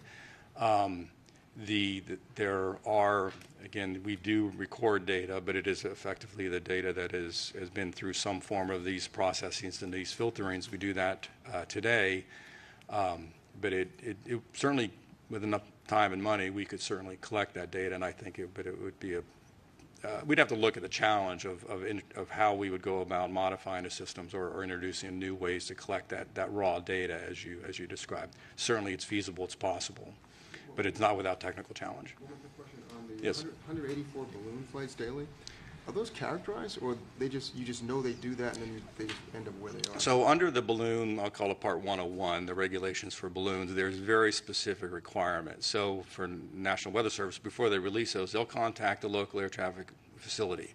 They're going to say, here's what time I'm going to release it. And when they release it, they have tracking. and they provide that tracking to the air traffic control facility throughout the flight of that particular balloon. There are commercial balloons that are also launched, but those for the most part, as I understand it, they actually transmit their GPS position in support of where they're flying, so as to ensure they're not interfering with air traffic, and to ensure the air traffic controllers are aware of where those balloons are operating. Yes, ma'am. So we've talked about reporting the 3 to 5 per month from air traffic control, but what about from the non-cooperative surveillance? Has there been anomalies from the sensors themselves? And if so, what is the process for that? I'd say the FAA mission is not around anomalies with the non-cooperative sensors themselves. So as we build an air traffic control picture, we have both the non-cooperative systems, which detects the target. We have a cooperative system that also detects a target, and we will tend to merge those targets together. And so on a controller's display, they'll know, is this a non-cooperative only or a merged or combined target, so that they know, basically an increased level of confidence that on what it is they're seeing is in fact a real aircraft. So we don't make any real distinction between a non-cooperative and a cooperative, other than how they get combined and put on a controller's display. So I don't know if that answered your. An unregistered flight? So like a GA flight that is flying visual flight rules, those will just be picked up by if they're not equipped with a cooperative avionics, those would just be picked up by the non-cooperative system if they happen to surveil where that aircraft is flying. And so that certainly will be put on the controller's display, and they will be able to provide awareness. In fact, there's a flight following procedure by which GA pilots can ask for, hey, I'm not squawking, I don't have a cooperative system, but please help me, and just via the radio, I'm going to go from here to here and providing awareness, situational awareness, if the controller has the bandwidth to provide that data. One last question, Mike. Yes. So I'm not a scientist, I'm a recovering attorney, and I love process. And a few questions there. If I'm a pilot, where do I find that process for reporting UAPs? Where is that articulated or captured? Second, when you mentioned that you're reporting these incidents, who are you reporting it to? And are those incidents, pulling on the thread that Reggie started, are they being archived anywhere?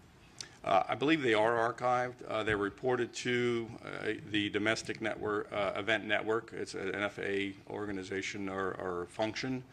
I can't speak to whether they would be, say, part of what Sean would include as part of his database. I presume so.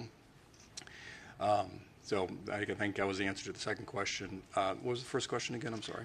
Where does the reporting process live? If I'm a pilot, I see a UAP, where do I go to find out? I don't know the answer to that question. Like I said, I'm familiar with the reporting process from a controller perspective and the order that's used to define how controllers do their job. I don't know the answer to the question from a pilot perspective. Gotcha. Great. So thank you, Mike, for your presentation and for all the help the FAA has given us as we've been learning more about the very impressive system that the FAA maintains. Thank you. I know. Thank you for having me. For me, one of the many takeaways from this is feeling, just a little bit safer every time I fly, and thankful for you and your colleagues for what they do to make that possible. Thank you. And we're now going to take a quick lunch break. We'll be back at 12:30. And see you all soon.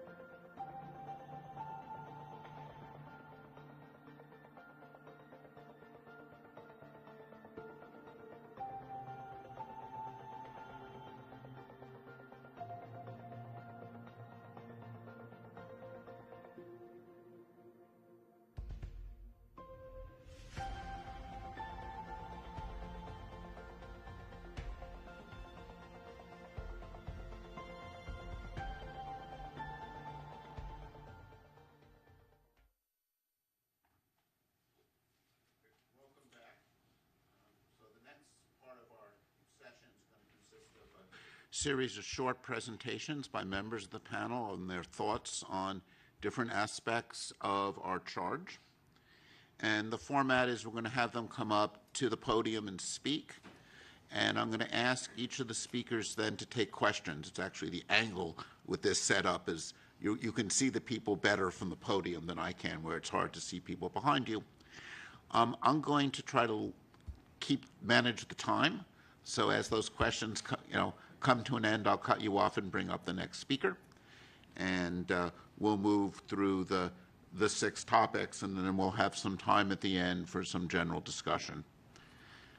The first speaker will be Dr. Nadia Drake, talking about framing the issue of UAP.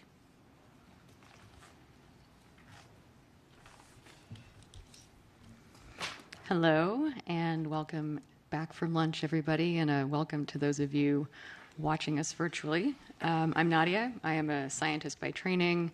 I'm also a science journalist now, and my job is to try and synthesize the information that we've learned so far and summarize the situation. So if you will, put together a framework for thinking about UAP. Now, I'm going to try and do this in a way that reflects the thoughts of the entire panel, although obviously we have a variety of opinions and ideas among us. So I'd like to leave some time at the end for you to weigh in with disagreements or concurrences as needed.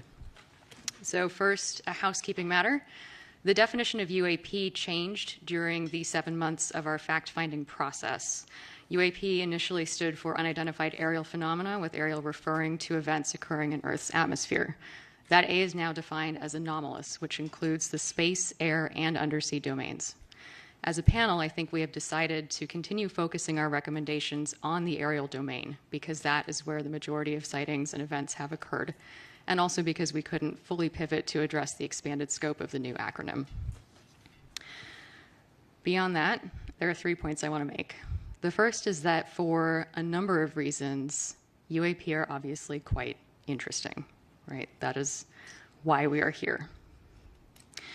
Recently, many credible witnesses have reported seeing unidentified objects in the sky, some of which are behaving rather peculiarly.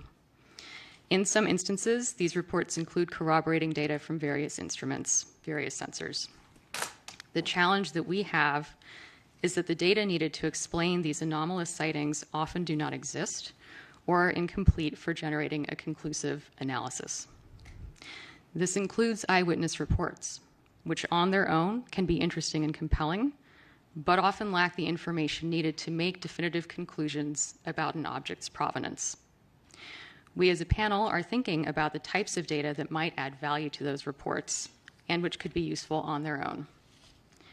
As a corollary, to date, in the refereed scientific literature, there is no conclusive evidence suggesting an extraterrestrial origin for UAP. Collecting more good data for the scientific community to review in a peer-reviewed context will be important for progress to be made here. The second point, UAP offer an excellent opportunity to demonstrate the power of the scientific method and of empirically addressing a question using a multidisciplinary approach.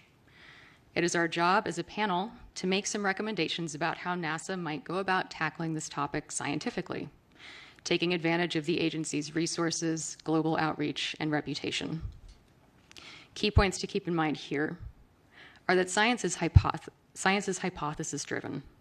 Scientists build confidence in their theories by relying on well-calibrated, well-collected data, using well-established methods with rigorous evaluation and independent corroboration. In science, skepticism is not a bias, nor is it a bad word. It is not our job to define nature, but to study it in ways that let nature reveal itself to us, regardless of how exciting or disappointing that reality might be. And to that end, when we're thinking about making recommendations about how NASA can tackle this topic scientifically, I think it's important to remember that it's not NASA's job to replicate the efforts of the Department of Defense, but rather to consider approaches that are complementary to what the All-Domain Anomaly Resolution Office is doing.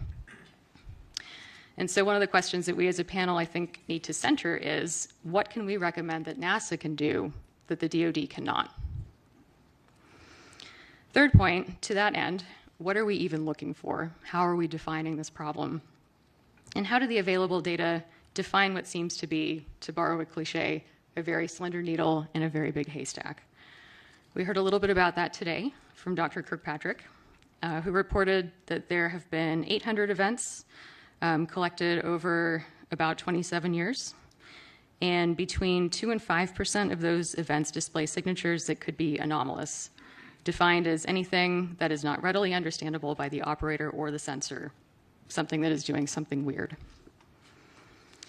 Mr. Free and some of the experts on our panel have defined the background on which those events exist, the amount of stuff in the sky at any given time, like so. On average, FAA air traffic control handles 45,000 flights per day in U.S. airspace, with 5,400 aircraft in the sky at peak time. Worldwide, on average, there are about 1,600 weather balloon launches per day. In the US, there are at least 184 of those balloons launched, and that doesn't include private companies or research flights. There are about 1.69 million recreational or model small uncrewed aircraft systems, and an additional 880,000 drones are registered for commercial use. And these are not controlled by air traffic control, and they're not scheduled flights. So that's our challenge. So when making recommendations as a panel, I think we need to look at what kind of imprint we want to leave. What does the situation look like 5 years from now? What does it look like 10 years from now? Why are we making these recommendations? We heard a little bit about this morning from both Mike and David, who noted that many discoveries in science are rooted in initially unexplained and bizarre phenomena. So by carefully scrutinizing the sky, or however we end up defining our search space, and by collaborating across disciplines, we are likely to learn new things about our planet. That's a fact. And that's the commensal science case we might want to consider when making recommendations here. All right. Does anyone have thoughts? Questions, thoughts, comments? Carlin. I guess I want to challenge a little bit. We changed the A from aerial to anomalous as the legislation required, but I'm not sure we precluded anything beyond the aerial for this panel, and so I've just raised that as a question for us, even though mostly what we've seen, and I think NASA's mission space would be more the aerial. I agree with you, and I think that is a parameter that we need to define as a panel. Yeah, I'll just quickly jump in and echo some remarks I made this morning that, yes, the A changed from aerial to anomalous, but it's also accurate to say that the preponderance of events are in the aerial domain. That being said, your panel scope has expanded outwards, and I think we'll hear a little bit from David later on that very subject. I mean, I think anomalous, people often think about it as going down, and including ocean. But I think what's very relevant for NASA is going out, right? And, looking at things in our solar system. And I think in some sense, I think there's certain responsibilities in, when we look at airspace, there's FAA responsibilities, there's DOD responsibilities. As you get further and further away from the Earth, eventually it's all NASA. Once you get out, towards certainly much of the solar system and out to our galaxy, that's all NASA. And when we start, thinking about things like, and this will be, David will get to this, observations beyond the Earth's atmosphere. I think this change in language lets us also think about outward, further out in the solar system as well. Good, yeah. Other thoughts? Great. Did I summarize everything totally accurately? Awesome. That's great. Excellent. Okay. Thanks, everyone. Paula.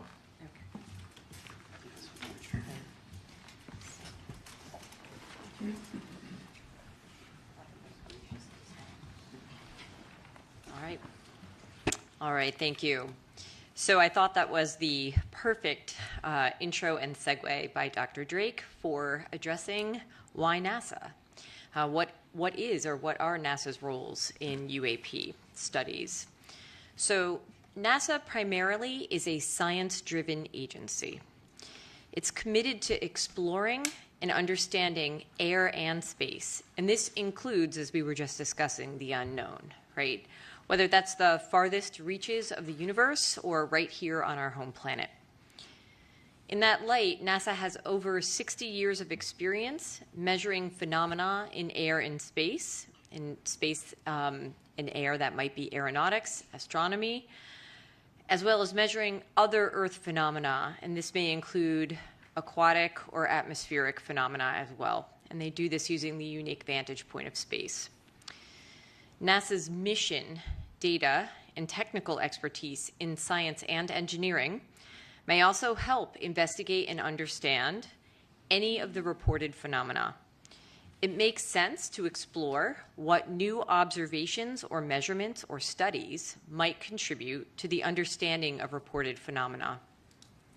In that light, Dr. Fox made this point this morning, there's a tremendous archive of NASA data.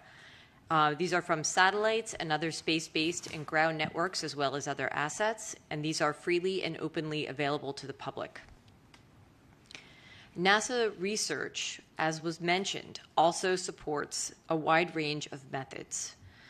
This includes advanced data analysis, modeling, cutting-edge computational and data visualization tools, and these are all useful for investigating unexplained observations, which may be crucial in studying these phenomena. Discoveries and results are all publicly available. And this can be something from the characterization of extraterrestrial solar planets or the hole in the ozone layer. And these are communicated publicly through many outlets through the agency. NASA also has a long-standing public trust. This is essential to communicate those findings about phenomena to the public and, as was mentioned several times, very important, to destigmatize the reporting and raise awareness of cultural and social barriers to doing so. NASA has a unique strength in leveraging public and private partnerships that could result in new technologies that may be useful in observing and understanding reported phenomena.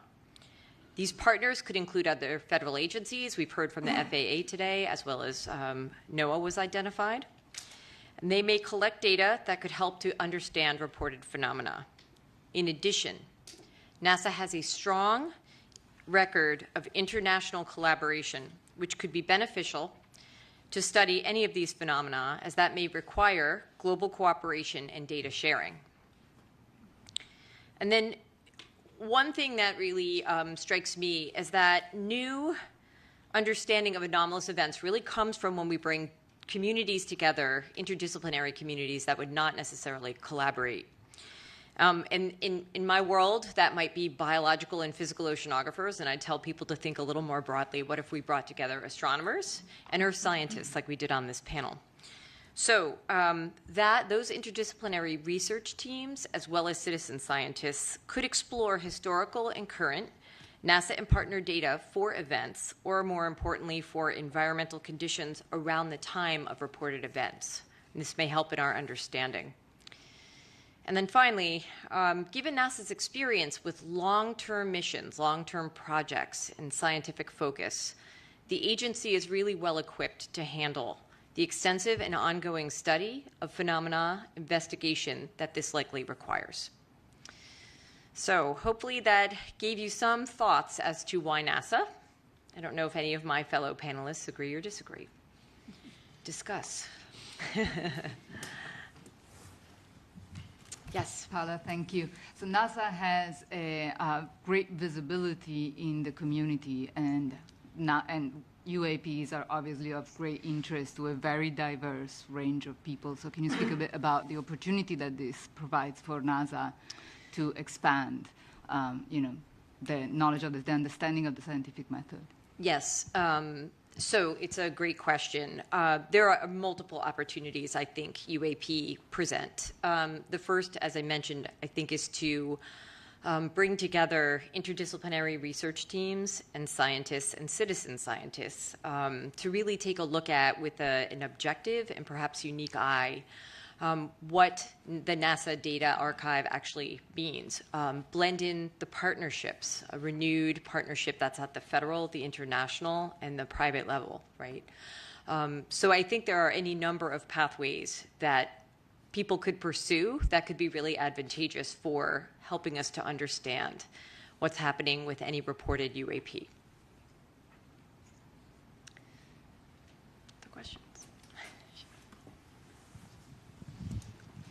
Thank you, Paula.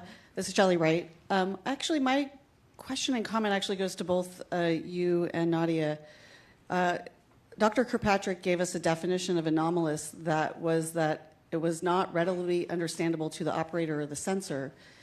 And from the NASA's perspective, for our panel, I think we have to consider a broader definition if we're talking about citizen science. Mm-hmm. And I'm curious of how we incorporate that, especially within the communication avenues that we were just discussing. It's a good question. Not all data in an archive are user-friendly, right out of the gate. But I think NASA does an excellent job making things like quick look or browse products available. You can go on the NASA website. You can look at different aspects of different things that the agency has in its mission to study. And I think, if nothing else, people have become a lot more in touch with their surroundings and their environment and the changes happening there. And so I think there's probably an opportunity for people to maybe not become overnight experts in how to process satellite data and use it for basic research in a complex fashion, but there are ways to utilize those data to look at your environment if you think you've seen something or you wish to report something.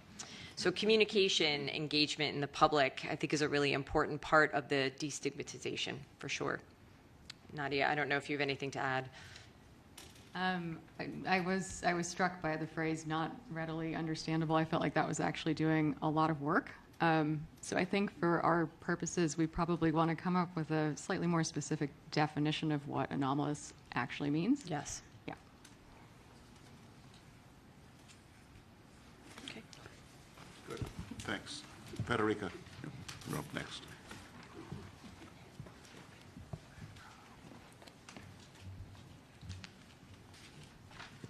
Hello, everybody. My name is Federica Bianco. I am an astrophysicist and a data scientist, and I bring this perspective to the panel. So for the next few minutes, I want to emphasize some of the things that my colleagues have already mentioned about the data, particularly the status of the data that exists, and what the data that we should collect to really understand WAP may be. We've already heard in a few cases by a few people that NASA's role is to explore the universe through the scientific method. The application of the scientific method to discovery requires that the data meet some standards that allow the data-driven approach. And there are many standards that have been established in the scientific community over the years. I can mention one, for example. It's called the FAIR standard, where FAIR stands for findability, accessibility, interoperability, and reusability.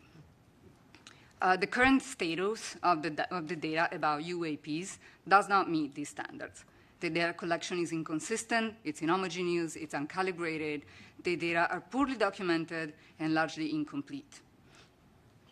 They're also not systematically retrievable, which poses a problem in automation of the analysis. So WAP could benefit from data science and machine learning methods, from artificial intelligence that is developing at a rapid pace. But machine learning and AI cannot be applied until the data meet these standards. Even to study a single event currently requires a significant lift in retrieving the data and the metadata that may or may not be available. And this lift is at the moment entirely person-powered, which means that it cannot be automated to apply machine learning methods. Organized repositories need to exist to enable the automation of retrieval of the data and the metadata, and this is a necessary premise to enable the systematic scientific approach to the study of UAPs. Anomaly detection is a well-developed, although notoriously hard discipline, and which has seen tremendous advances recently with data science and machine learning.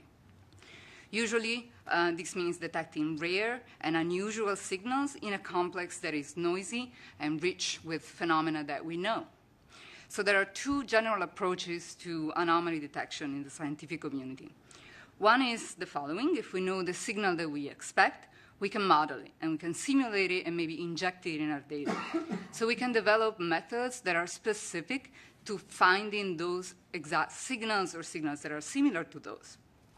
And we might be able to conceptualize signals coming from physical systems that respond to the laws of physics as we know them, but we cannot comprehensively produce all possible signals that could relate to or explain UAPs. So the alternative approach in detecting anomalies requires a thorough and deep understanding of what is normal and usual to tease out what is unusual and unlike the rest. These methods typically fall in the realm of what we call unsupervised machine learning. What is usual, maybe the balloons, the aircrafts, and a wealth of natural phenomena that we have heard of. And what is unusual, what is an anomaly, means anything in there is not consistent with the way in which those things look in our data. Once the anomalous signal is detected, it can be studied in more depth, either through the discovery data itself, but that may not be sufficient. So then we may need to collect additional data to study these anomalies.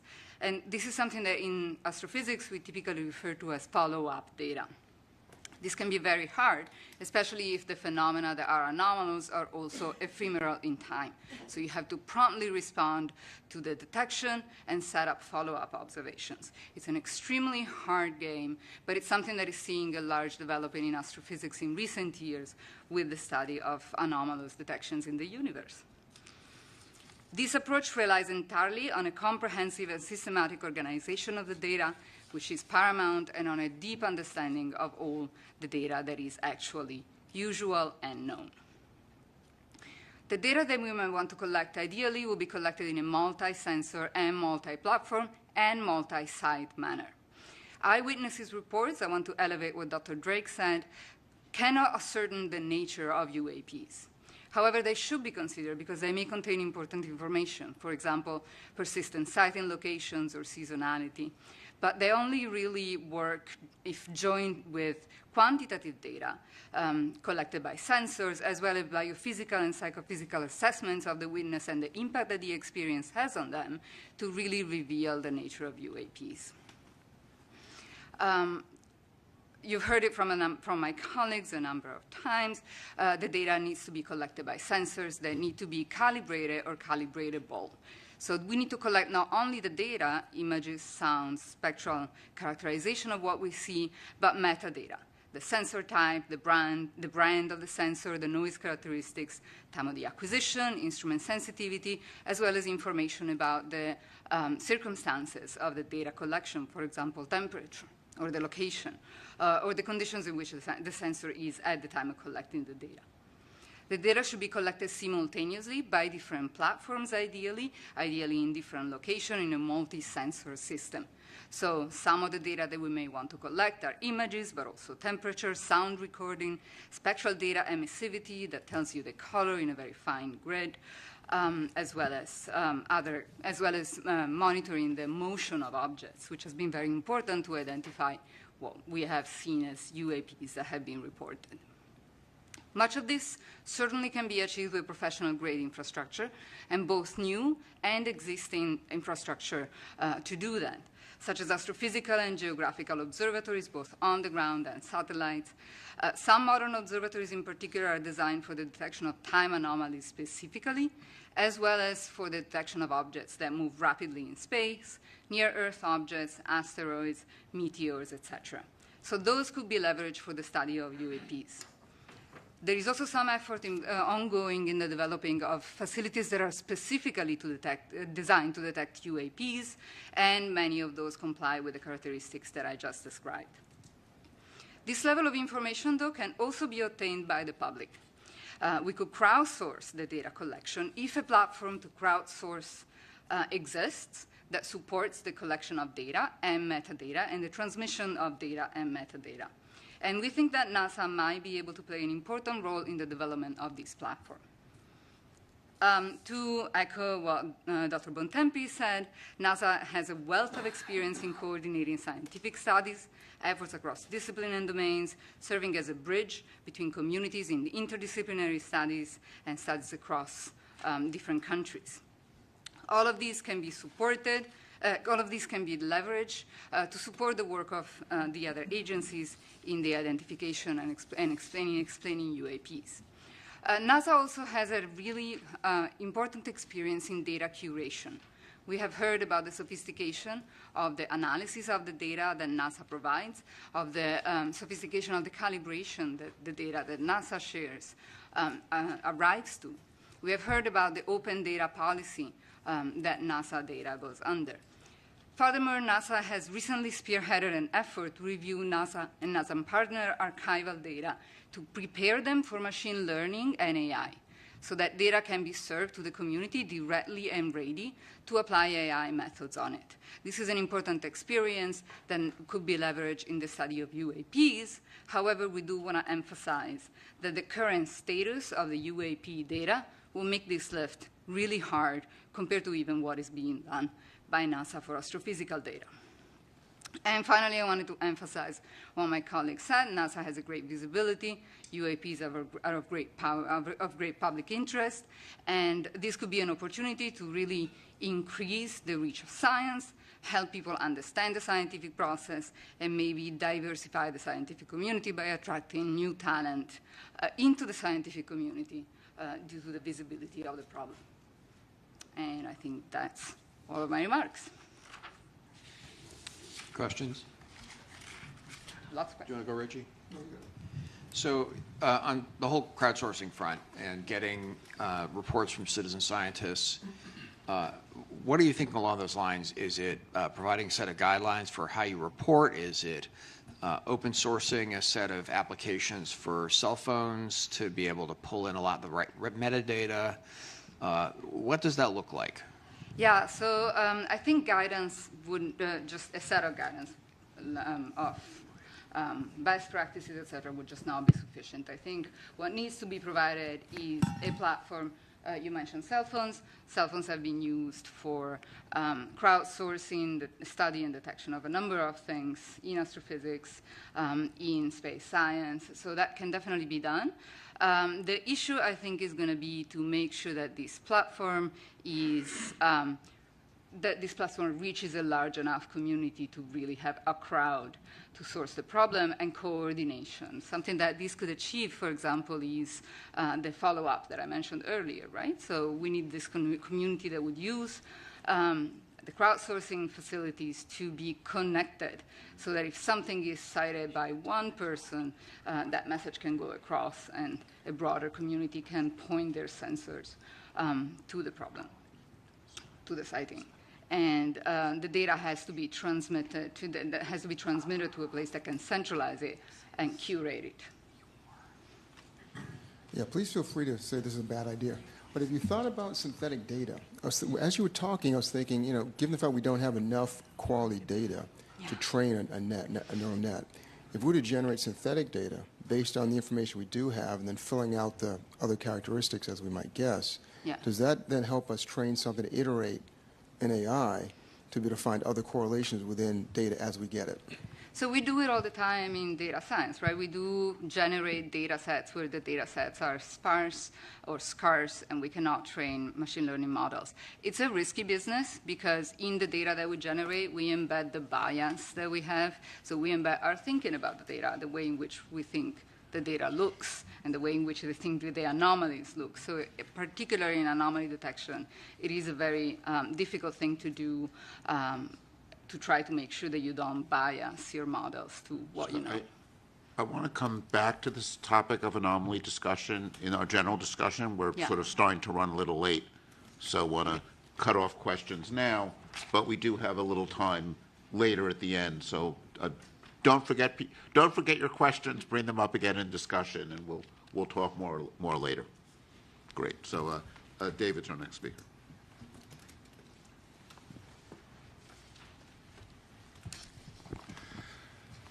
All right, good afternoon.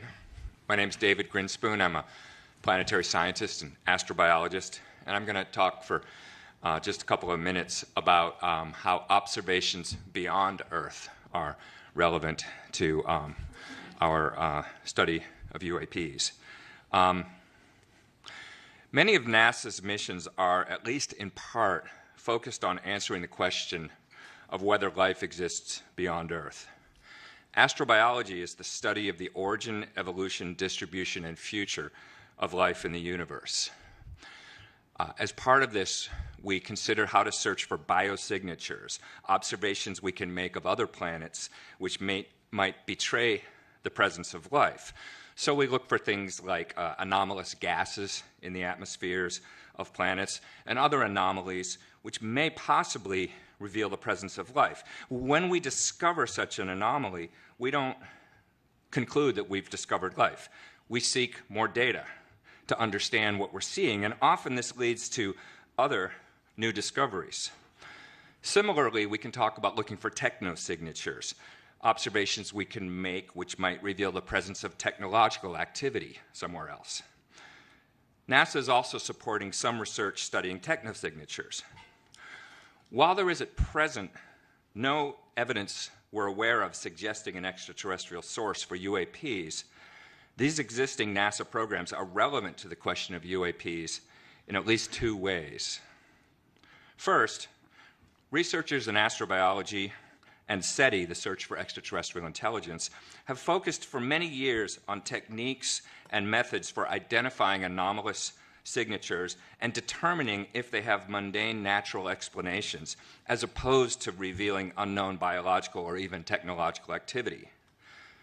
The SETI community has expertise and methodologies for determining whether a potential technosignature is in fact a natural phenomenon or misinterpreted terrestrial technology.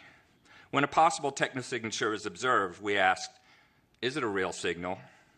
Is it a known or unknown natural phenomenon? Must it be technological? Is it known terrestrial technology? So these scientific communities have relevant experience in determining and communicating about whether observations which first appear to reveal extraordinary evidence actually justify making extraordinary claims. Second, if we do acknowledge an extraterrestrial source, however unlikely, as one possibility for UAPs, then these objects must have traveled through the solar system to get here. Within the scientific community, there's a widespread, but by no means universal belief that there are extraterrestrial civilizations. And we have a well-developed rationale. There's a lot of literature for discussing this, which I won't go into now in the interest of brevity, but it has to do with the vast numbers of exoplanets and the timescales of evolution and the possibility of convergent evolution on different planets leading to somewhat similar outcomes. It's a fascinating subject, but the relevant point here is that the same rationale which supports the idea that extraterrestrial civilizations may exist and may be detectable also supports the idea that finding extraterrestrial artifacts in our own solar system is at least plausible. NASA is the lead agency for solar system exploration. It already has an active program of detecting objects in our solar neighborhood using both ground-based and space-based facilities, and it could leverage those capabilities to search for objects in space with anomalous motion, anomalous trajectories, unusual light curves, anomalous spectral signatures, or other characteristics. Most of the solar system has not been searched for artifacts or anomalies, and these modest data analysis efforts could potentially be applied to existing and planned planetary missions. The galaxy does not stop at the edge of the solar system, and the solar system does not stop at the top of the Earth's atmosphere. It's all a continuum of possibilities worthy of investigation. If NASA applies the same rigorous methodology toward UAPs that it applies to the study of possible life elsewhere, then we stand to learn something new and interesting, whatever the ultimate explanation is of those phenomena. And that's all I wanted to say right now. Well, we have time for one or two comments or questions or thoughts. Yeah, thank you for that. You know, it struck me while you were speaking about biosignatures that we do a lot of that type of analysis, right, in our home planet in different capacities. And so it's more of a comment, but I wondered your thoughts on, you know, bringing together those communities that might not work together and whether that would aid in, you know, not only establishing what's normal, but enabling the detection or maybe the understanding explanation of a UAP if reported. Absolutely. I mean, the focus of my talk was observations elsewhere, but in fact, most of what the field of astrobiology has to study is here on Earth, because after all, it's our one example of an inhabited planet, and it's a little bit easier to get to make observations. So yes, any insights you have in that area, or any suggestions for collaboration between those communities would be very valuable.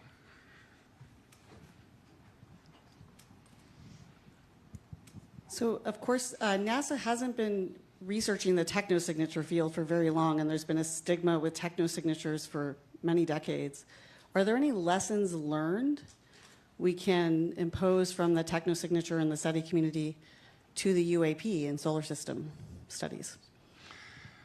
That's a really good question. I guess the immediate thought it sparks in me is that, technosignatures were kind of treated, kept at arm's length for a long time by NASA because of stigma, and ultimately can't be kept away forever if you are an agency, curiosity-driven, trying to understand the whole universe. You have to move beyond stigmas and just try to honestly look at whatever evidence there is. And so I think in that broad sense, the same lesson ought to apply to UAPs. As someone who has been working in astrobiology and data sciences for some time now, it strikes me when both Dr. Bianco and you talked that the differences that seem to me between biosignatures and technosignatures fields and UAP field, again, relies on the data. So biosignatures and technosignatures, they have very well standardized data sets. They have been collecting data sets for some time. And they are able to apply machine learning, artificial intelligence algorithms, while it's a totally different question with the UAPs in how we can apply artificial intelligence here. So again, just like Dr. Bianca, how she said, it's about data standardization. So I hope that the UAP field will learn how to work with the data from the biosignatures and technosignatures fields. So. Yeah, that's a good point. The one point I'd push back on a little bit is whether technosignatures has a lot of data in that sense. The one part of technosignatures, which is looking for signals from radio and optical and that sort of thing that's been associated with SETI for a long time. You're right, there's a lot of data there that we've been collecting. But the term technosignatures is sort of newly being adopted, and it in a way, it reminds me of the distinction we heard from the FAA about a cooperative and non-cooperative. That with technosignatures, we're looking. There's more of an emphasis on finding technology that is not necessarily intended to signal us, but just sort of doing what technology does and finding ways to, so it's not looking for signals as much. And in that domain, we have not necessarily been collecting information for that long. But your point is well taken that there are lessons learned from certainly the astrobiology and the sort of classical SETI field where we've had a lot of data, and we could look at how that is analyzed and try to collect the data for UAPs that will be amenable to that same sort of analysis. Great, thank you. Carlin's next.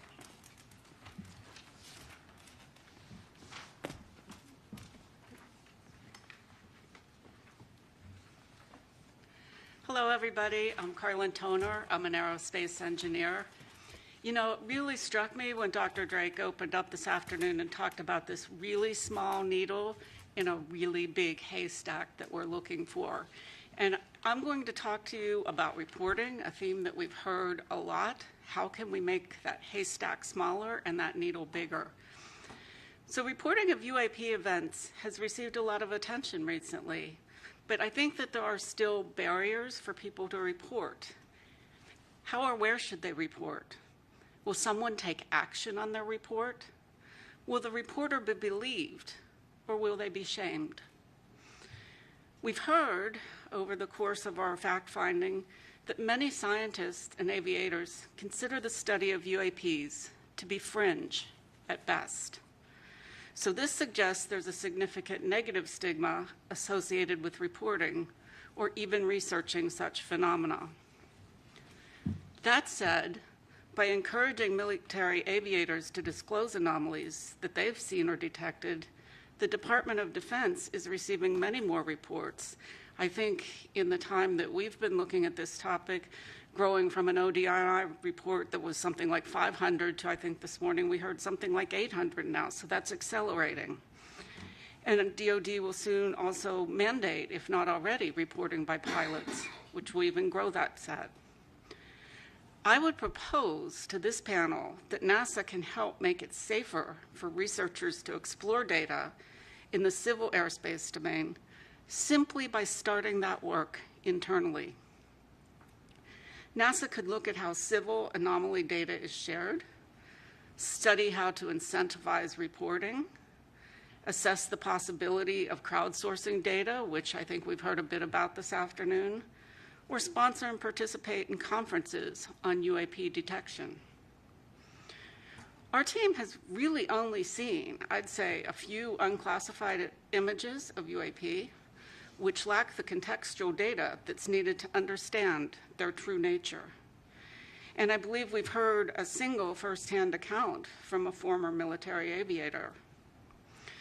So one of my colleagues, Josh, has an example to show just why it would be important for NASA to also help shape how the data and information is reported. But before I turn the mic over to Josh, I want to make a recommendation to my fellow panelists that we consider advising NASA to more fully assess the cultural and social barriers to studying and reporting UAP, and for NASA to implement a plan to leverage its brand image to start removing these obstacles. But Josh, why don't you go up and then we'll take discussion after your presentation. So you can call it my slide deck if you want. Thank you.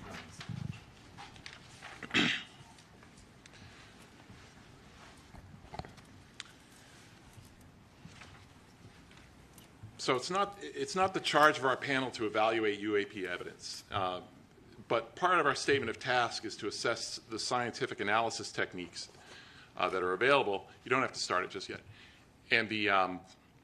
and how we might use them to determine physical constraints on UAP. The UAP reports with the most detailed contextual information are the ones from the Navy aviators, and they're using a combination of ranging and infrared imaging information. And for these cases, we can directly calculate critical parameters of a UAP, such as altitude and velocity, under certain assumptions. And it's, the main point I want to make here is that this multi-sensor approach is absolutely critical to charting a path forward for UAP investigations, and that pertains to NASA as well. So I'm going to provide one example here just to illustrate the crucial role of science and scientific analysis, and the role of scientific analysis to avoid misinterpretation in some sense.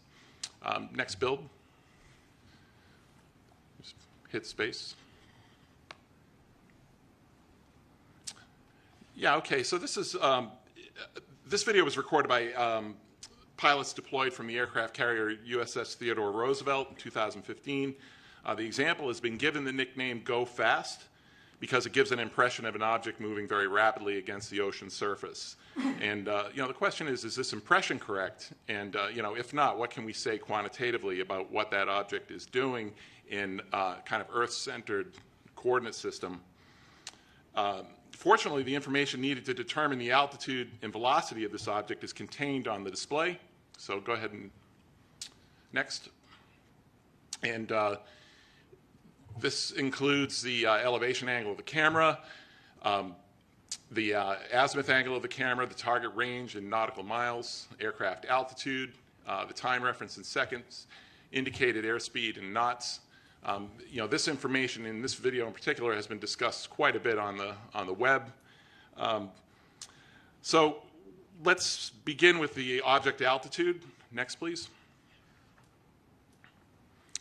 So knowing the jet's altitude and the bearing to the target, we can apply basic trigonometry to figure out where that object is in altitude space. And it turns out to be, provided the range information is accurate, which can have some uncertainties associated with it, but the object appears to be at about 13,000 feet. An important aspect of this here is that it's sort of midway between the jet and the ocean. So it's the ocean that looks like it's right behind it is actually 4.2 miles away.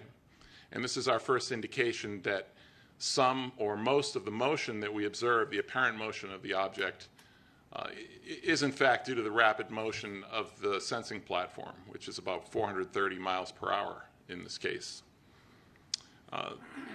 But we don't have to guess about this. So we have enough information on this display to actually reconstruct the encounter. Go to the next slide, please. And so this is what this is. This is using additional information on the screen, including the time axis. And so we know that this aircraft is banking about 15 degrees left, and you can compute through a simple calculator the approximate radius of curvature of the flight. And the bottom line is, I won't go into detail here, but if you can get the bearing and range to the target at two locations with known separation in time, you can figure out how far it moved. And in this case, this object moved about 390 meters in 22 seconds, and that corresponds to a velocity of just 40 miles per hour. And so that's a velocity that's consistent with wind speeds at 13,000 feet. So it's not our task to conjecture what this object is, but it's an example that illustrates the type of data needed to determine critical parameters that will help us identify such objects going forward.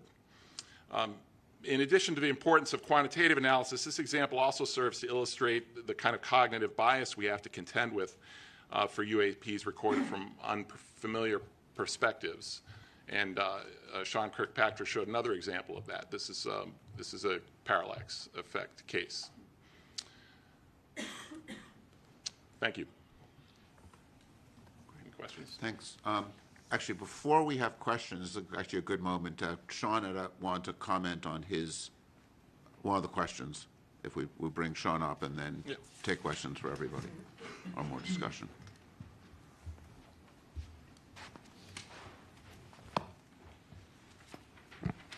Thanks. That was actually very helpful for everyone, I'm sure. Just one piece of clarification on the video that we showed. The second one that was the newly released one had the three aircraft in it. The question was asked about if it was a stabilized background against which the jitter was showing.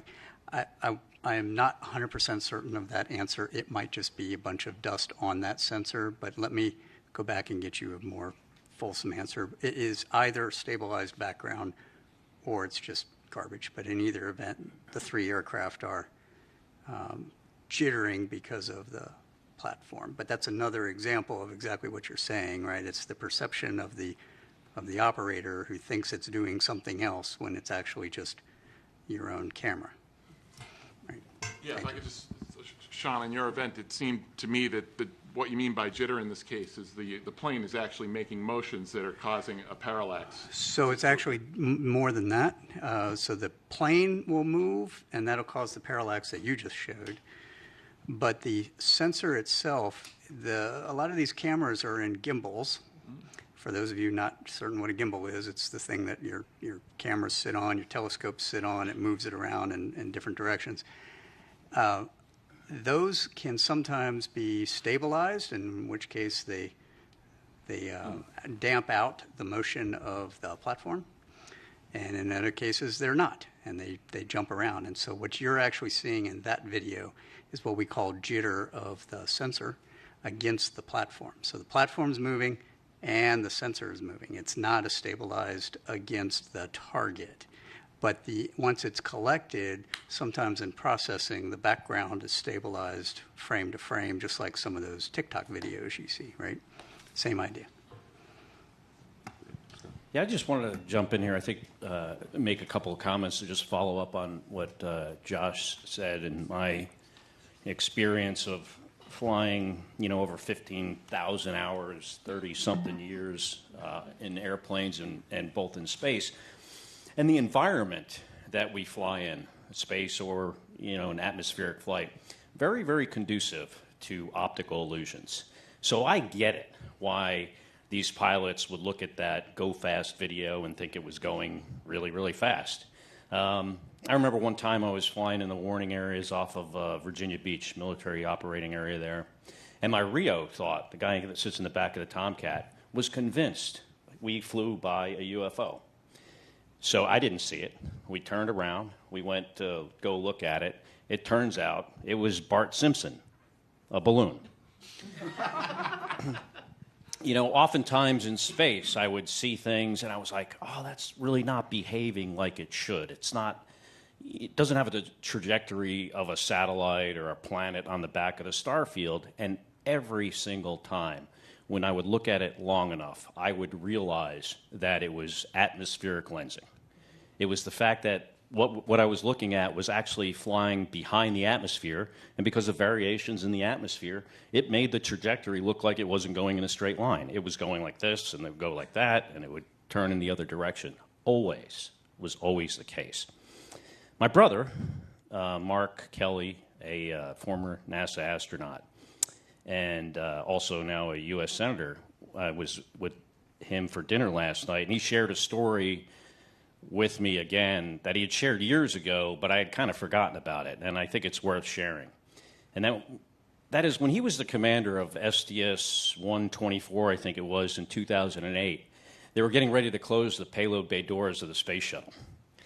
And before they do that, you got to make sure nothing interferes with the doors, because if the doors don't close properly, the space shuttle can't re-enter the atmosphere. It would come apart. It's part of the structural integrity of the vehicle. So they see something in the payload bay, and they thought it was a tool, maybe, a bolt. They couldn't quite figure it out. They were potentially going to have to go and do a spacewalk to retrieve it. But before they did that, my brother grabbed the camera, they took a picture of it, and when they blew up the picture, they realized that this is not a bolt or a tool in the payload bay. It was actually the International Space Station that was 80 miles away. I mean, that's just a really good example of how this environment we operate in is so conducive to optical illusions. Oftentimes, guys fly into the water. And there are cases where, pilots have rendezvoused on a buoy because they thought that was their wingman. It's just very, very challenging environment to work in, especially at night. And in my experience, the sensors kind of have the same issues as the people's eyeballs.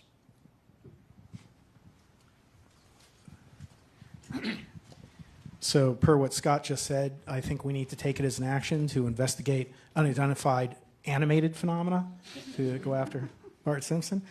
I think what Josh and Scott said is very, very helpful and shows why we need multiple sources of data. Were there radar hits? Were there other sightings? Unless we can look at this from a holistic perspective, it's very difficult to draw conclusions. And relative to stigma, and I appreciate the reports that our colleagues gave, I think there's plenty of stigma right here in this building, and I'm sure, Dan, you've suffered from it at times. And I just want to commend Administrator, although he's always be Senator Nelson to me, for his leadership and candidly courage in getting NASA to tackle this issue. And as we look at what Sean had articulated, that what he wants NASA to do, as we look at the recommendations for reporting and how we need to collate that reporting, I'm very concerned that this could be effectively done on an ad hoc basis. And I've been a part of far too many panels and studies that end up sitting on the shelf. I don't want this to be one of those exercises. And we can discuss this further, but I would call for and recommend a permanent office within NASA to support this activity, albeit likely a modest one, but to collate this information, to collate that data, to archive the information, and act as the open, forward-facing counterpart to Sean and AARO. I think then we could continue and actually accomplish the reporting, the stigma issues that have been raised, and we could do so in a relatively affordable fashion. Because again, I don't want all of our work to end up being in vain. Good. So now Jen's going to turn to our charge. I am. And you know, as a panel, when we were convened with a set of questions that we were charged to address, we've been addressing them through the topics we've talked about and through things as we've been thinking this through, but we're going to organize the next part of the discussion with Jen presenting these things, and this is also a chance to get into some of the discussion phase, because we can look at each of these questions as the topics that we want to make sure we address as part of the report. Jen. Thanks, David, and I want to thank the panelists all for all of your work, all of the knowledge that I've gained from each of you through this time. I took it upon myself in preparing for today's meeting to draft a statement that answers the 8 questions that we were provided at the beginning of the last summer when the panel was created. So I'm going to read the question out loud. I'm going to read my statement, and I'm going to pause and let you think and reflect. And if there's, remember, this isn't all of the details associated with each of these answers, right? This is to be a kind of high level, make sure we've got the major points there. And this is an initial take for these answers. So the first question goes, what types of scientific data currently collected and archived by NASA or other civilian government entities should be synthesized and analyzed prior to potentially shed light on the nature and origins of UAP? So the panel reviewed data sources, analytic tools, data architectures from NASA, NOAA, FAA, Commerce, and others. The data that we recognized were not collected for the purpose of identifying UAP, which leaves bias in the data that was collected. Even though there is an immense amount of data available, it is hard to access, and the sensors that were used were not well calibrated for identifying anomalous phenomena. No questions. Moving forward. Question number 2. I kind of feel like Jeopardy. What types of scientific data currently collected and held by nonprofits and companies should be synthesized and analyzed to potentially shed light on the nature and origins of UAP? Many organizations exist to track sightings of anomalous phenomena in the Earth's atmosphere, both nonprofit, for-profit, and otherwise. The study panel concluded that much of the inputs collected by these organizations are not considered scientific data in nature, and that they do not contain unbiased information, they're not repeatable, and they typically come with eyewitness accounts, which we've heard even today, that there's hesitations with using only eyewitness accounts to recognize or identify UAP. To the point about commercial or companies, there are a lot of space companies that some lobbied hard to get in to present to us. They have troves of data, but they're collected for a variety of different purposes than the purpose of UAP. And those systems, while they are well calibrated, are only one source of many that could be used. And questions, comments, concerns? Yes, Carla. I'll bite on that one, Jen. You know, I think your answer is correct as to what we've seen, but where I would go is if we made a recommendation to NASA that, you know, we're really asking them to build a roadmap, and we haven't done a robust cataloging. We've looked at sources, mentioned sources that we think might be relevant, but perhaps a more robust effort cataloging would be a good modest start. That's good. I will only in slight defense of trying to answer the exact question as posed to the panel rather than trying to add recommendations at this point. But yes, point well taken. Thank you. Yeah, I mean, I think one of the data sets that we just learned about, heard more about today, and thinking about sort of calibrating things is the FAA data on anomalous, tracking events, right? And I think this is something where if we had, some imaging software, people, citizen scientists with cell phone cameras identify some event that looks interesting, one of the places you'd like to be able to turn is the FAA data. And having, if there is, to go back to, having a NASA responsibility for data, NASA might, has a lot of experience in serving as a clearinghouse for data from across the government for civilian data, right? This is something we do in lots of different areas. And I think there are some opportunities with data sets there, and I think the radar data is one that comes to mind as one we don't want to forget about as an available data set. Yeah, absolutely.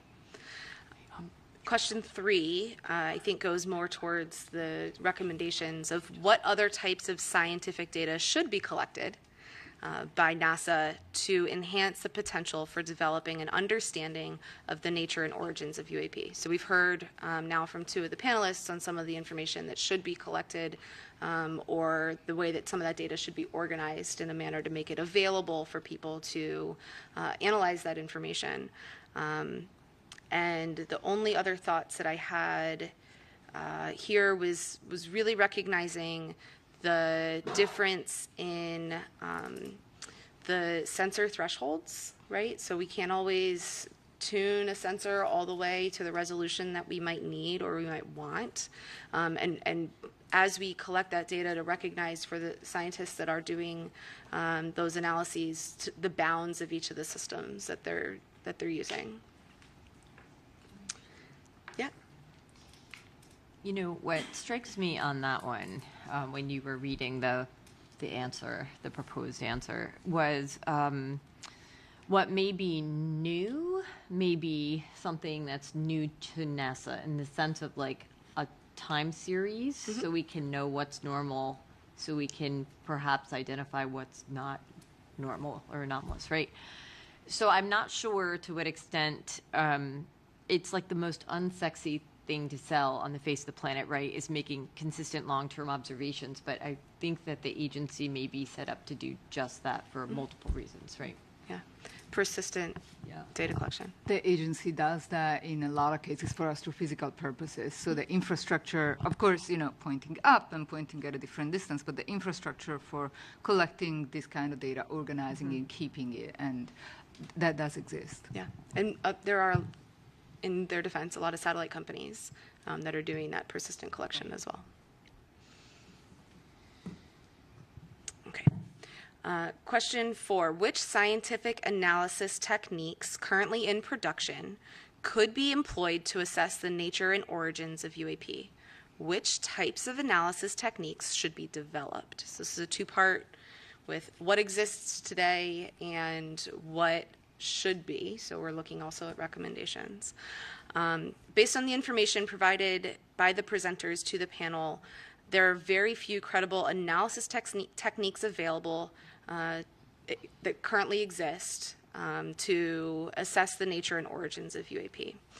The onset of artificial intelligence and automated analysis techniques give promise to being able to do that in the future.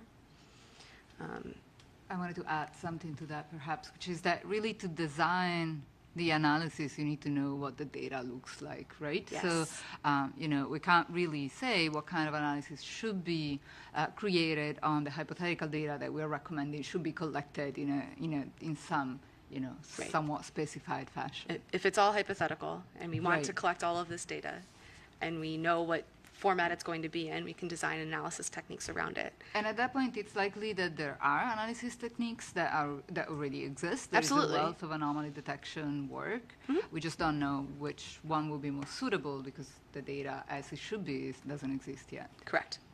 She said exactly what I was going to say. Yeah, and that's what I was getting at with my point. Not that those analysis techniques don't exist in the scientific community, just that they're not being applied to this problem set right now, and it's hard to apply them when we don't have the known data of what would go into those.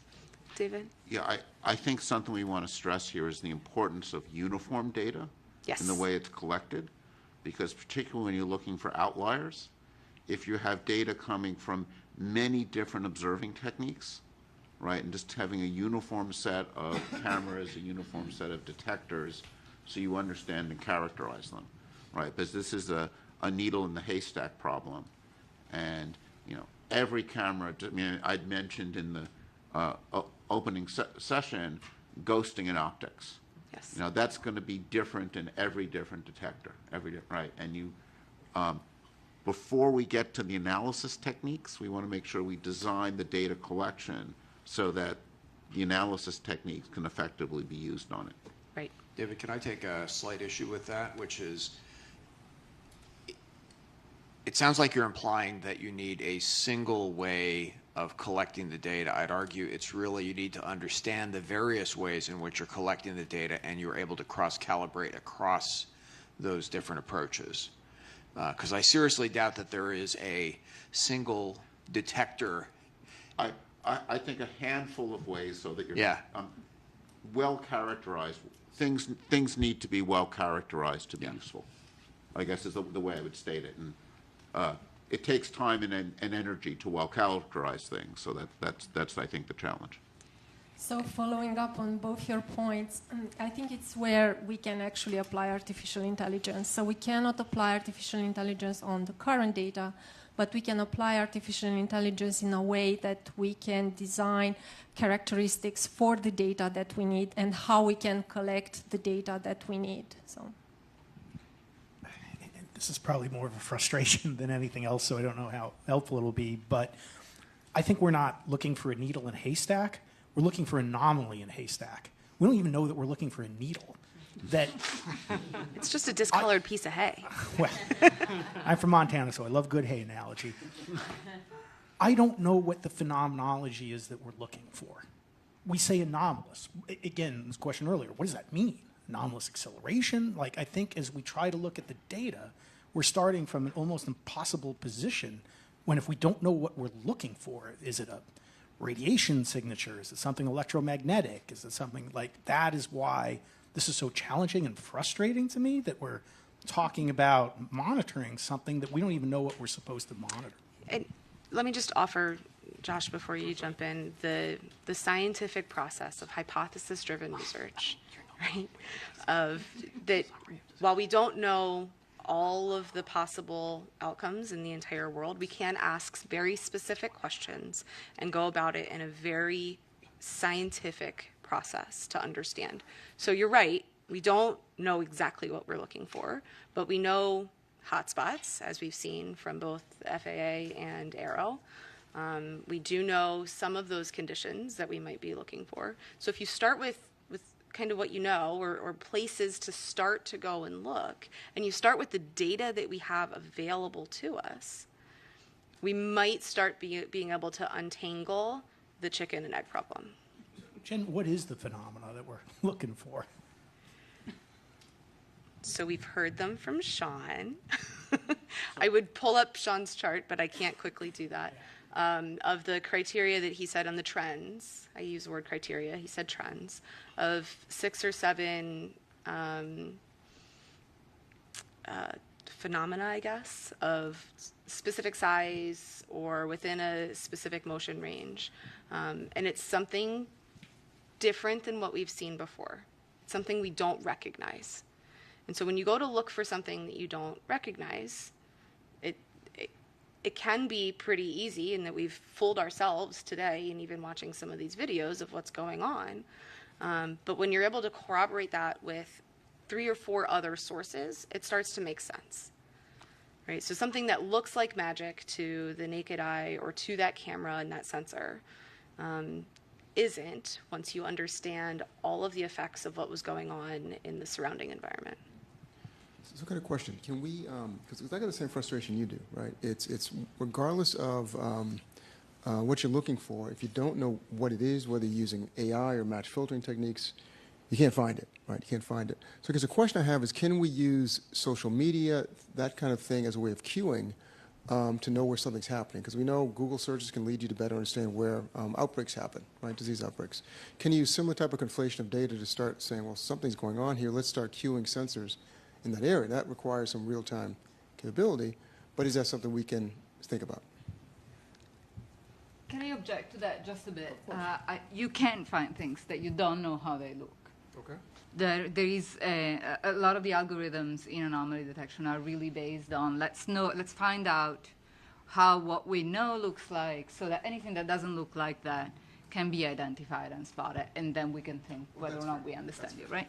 And so I think the point about the homogeneous detectors really is about that. We need to have a solid understanding of the normal to detect the anomalous or the outliers, as we sometimes perhaps more often call them in science, right? Yeah, absolutely. I do want to be cautious of time. We were supposed to end this about 10 minutes ago. Right, so but this is drifted into discussion, but I think we're doing discussion. So do you have any last topic you want to hit? If not, then we'll just open up to general discussion. I have 4 more questions that we're technically supposed to answer. All right, let's do one. We can do 4 questions in 2 minutes, right? Okay, 4 in 2 minutes. speed round. Yeah. Fast. In considering all of the factors above, what basic physical constraints can be placed on the nature and origins of UAP? Mike, would you like to take this question? Absolutely. Needle in the haystack. Okay, got it. In my notes to answer this, knew that Sean had presented some trends, so I used that kind of as the basis for what basic physical constraints could be available, and also Josh's presentation that he just presented of, we know some of these are still in the realm of understanding. We just haven't applied basic physics to understand what's there, what we have. Question 6, what civilian airspace data related to UAPs have been collected by government agencies and are available for analysis to A, inform efforts to better understand the nature and origins of UAPs, and B, determine the risk of UAPs to the national airspace?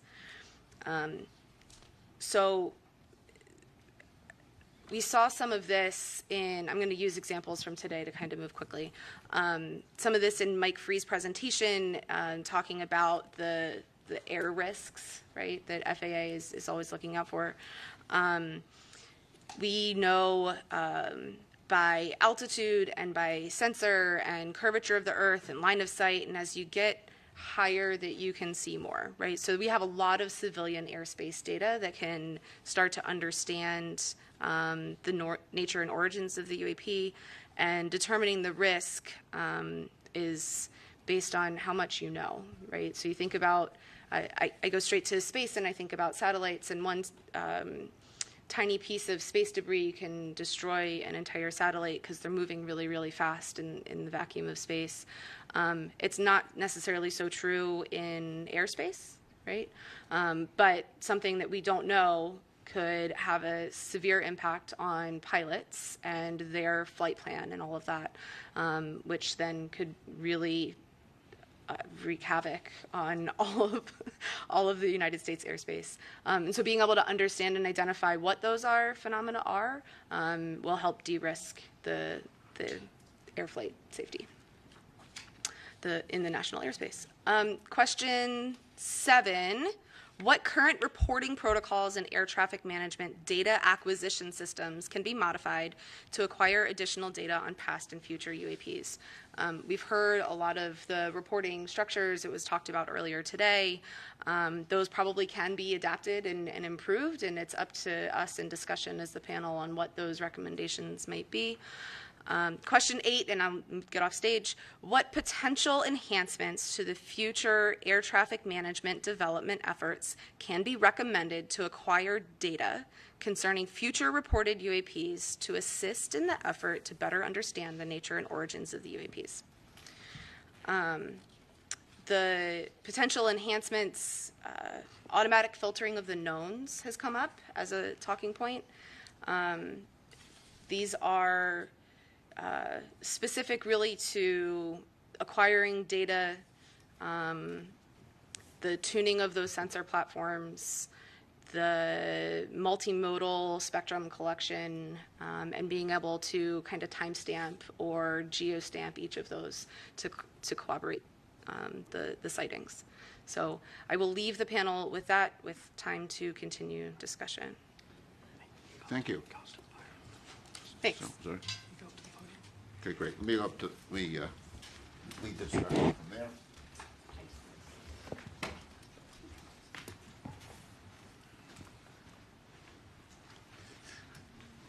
But before I open it up, I just wanted to restate Federica's answer to Mike for hay. If you know the properties of hay very well, and you go through your haystack and say, I don't know what this is, but it doesn't look like hay. You don't need to have a match filter looking for a needle in a haystack if you know hay very well. And who said NASA couldn't speak to Middle America? Now, as a New York City resident, my impression is if you go through hay you don't want to do it with your hands. But I defer to you on, yeah. You have no choice, but AIML would be good. Yeah, I think AM, yeah. So I want to, in the final minutes we have here before the public session, look to the future.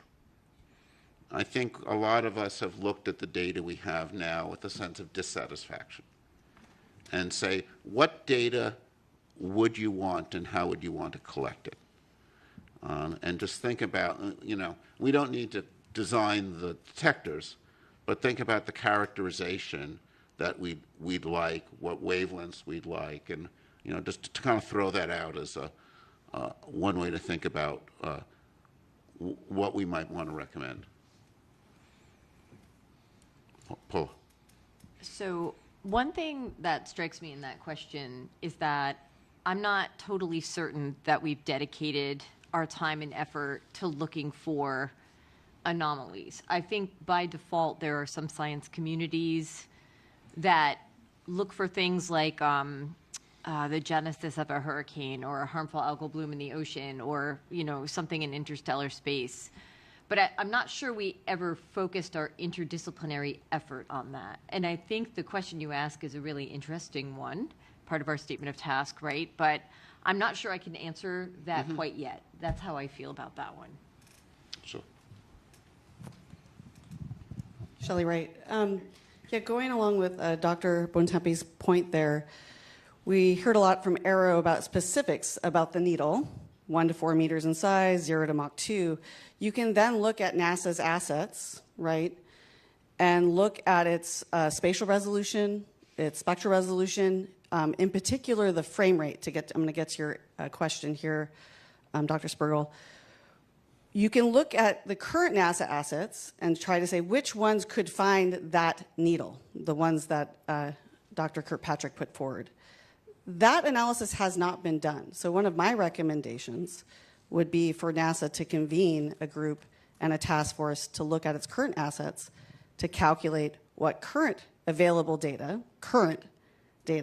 and current facilities could answer insight into that. Now, to get to your future question, looking at this, I see Walter, is frame rate. I see a really big issue with frame rate. So if you want to catch fast-moving objects, you need to take quick images. If you want to get to these very small sizes and resolution, depending on altitude, where you're taking your image from ground or space, NASA will likely have to increase its frame rate into its detectors. I think short answer to what NASA's current assets would be able to see would be really big haystacks that are moving very slowly, which I think is the point that you're making. But that doesn't mean that that data is not useful, because if it's able to characterize the background extremely well, that gives you a better idea of what unusual looks like. Basically, anything that you do that characterizes the background will contribute to an understanding. So we're going to have to cut this off now because we're now going to our public comment session. So turn that over.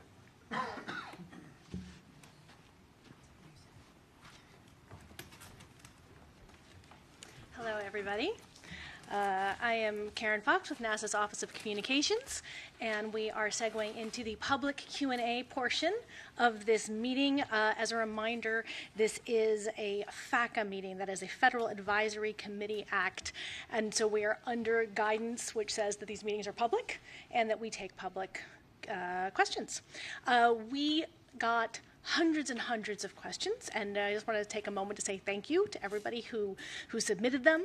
We're obviously not going to get to all of them today, but we are going to make attempts to answer some of them online. You can always check back to science.nasa.gov/UAP, where over time we will make it clear where we're putting up some more of those answers. In the meantime, we did have to make some decisions. We stuck to questions that applied to this independent study and UAPs. There were a lot of questions about astrobiology and other subjects that we're not going to get to today. And also in an attempt to get to as many of the questions as possible, since so many of them were similar, we've sort of bucketed them. And that is how we're going to try to address as many as possible. So I'm going to toss the questions to you, and we'll look to getting some answers for our public questions. All right.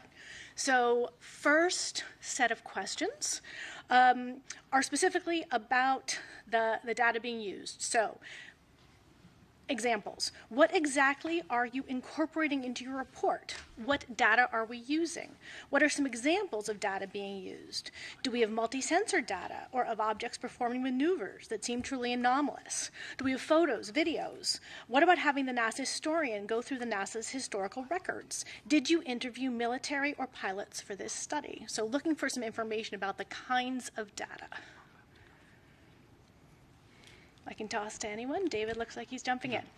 Well, I think first and foremost, our goal here is really to create a roadmap, right? So really, we have been informed by some of the events that are reported, and we've had, but we've certainly not done a complete historical study in an archive. And I think one of the things we've wanted to do was learn what kinds of events have been reported, learn about some of the ones that have been resolved, some of the ones that are unresolved, so we can best think about how in the future we can collect data so that we can get more robust answers. So that, I hope that addressed that question. It does. Others have anything else they'd like to add? All right. Then I will keep going. Another big question category was about transparency and about sharing information. And so examples in this category are, what is NASA hiding and where are you hiding it? How much has been shared publicly? Has NASA ever cut the live NASA TV feed away from something? Has NASA released all UAP evidence it has ever received? What about NASA astronauts? Do they have an NDA or clearance that does not allow them to speak about UAP sightings? What are the science overlords hiding? Dan Evans. All right, I'll take a stab at that one. I really want to assure the public and to double down on some remarks I made this morning that this agency is absolutely cast iron committed to openness and transparency and honesty. And that commitment also extends to our live NASA TV feeds. They provide real-time footage from our various missions. Now, to my knowledge, NASA has never intentionally cut a live feed to hide anything, and that includes UAPs, of course. Sometimes there are interruptions to our feeds, but that is simply because space is a complex place. There's a vast array of natural phenomena, human-made objects, and so forth. But again, I wanted to reassure the public that we're absolutely committed to providing the public transparency and openness. Those are the hallmarks of NASA. That's why we're here today in public on TV, because we want the public to have the opportunity to see the process of this committee doing its work in public. It's only right. Just to follow up on what I said, I didn't mean to joke about it, but in my 20 years at NASA, no one, either officially or unofficially, in my recollection, have ever discussed or briefed us or had any kind of discussions about anything that would be considered a UAP or UFO or anything like that. And I'll ask you to stand for 1 second and state your name. I'll ask you to stand for 1 second and state your name, just so everybody know Okay, who was yeah. speaking. It's I'm hard sorry, to see in the Scott back. Kelly. I'm just following up on the question about if NASA astronauts ever signed an NDA or anything of that, anything like that.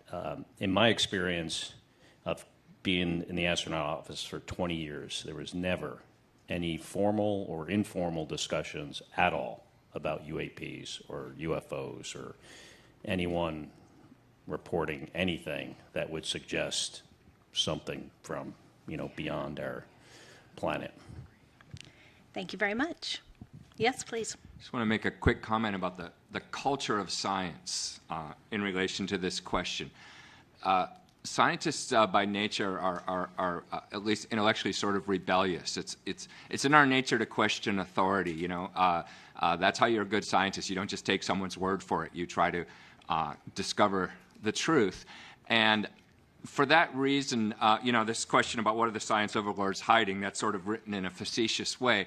But I just want to emphasize that there's no way that all scientists could be in on trying to hide something, because it's just not in our nature. If somebody told me to try to hide something as a scientist, that would just increase my desire to belay that order and to release it. And I think that's true of our community in general.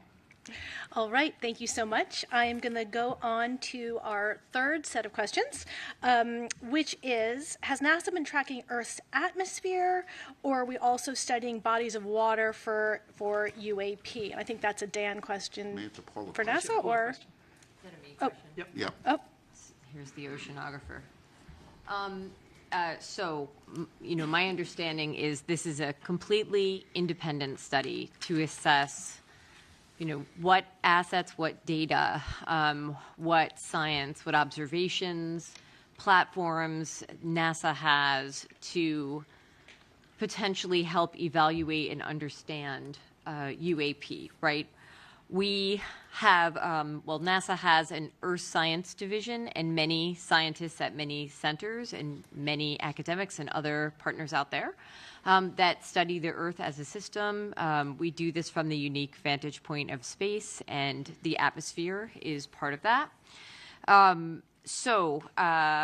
I think Dr. Kirkpatrick stated this morning that to his knowledge, and I think to ours, there isn't anything that's been reported below the ocean surface, and so I think part of what we've been talking about all day is, what assets are out there to actually begin to identify data that could be useful in explaining any of these reports if and should they come in. So I think that's probably it, unless there's something else to add.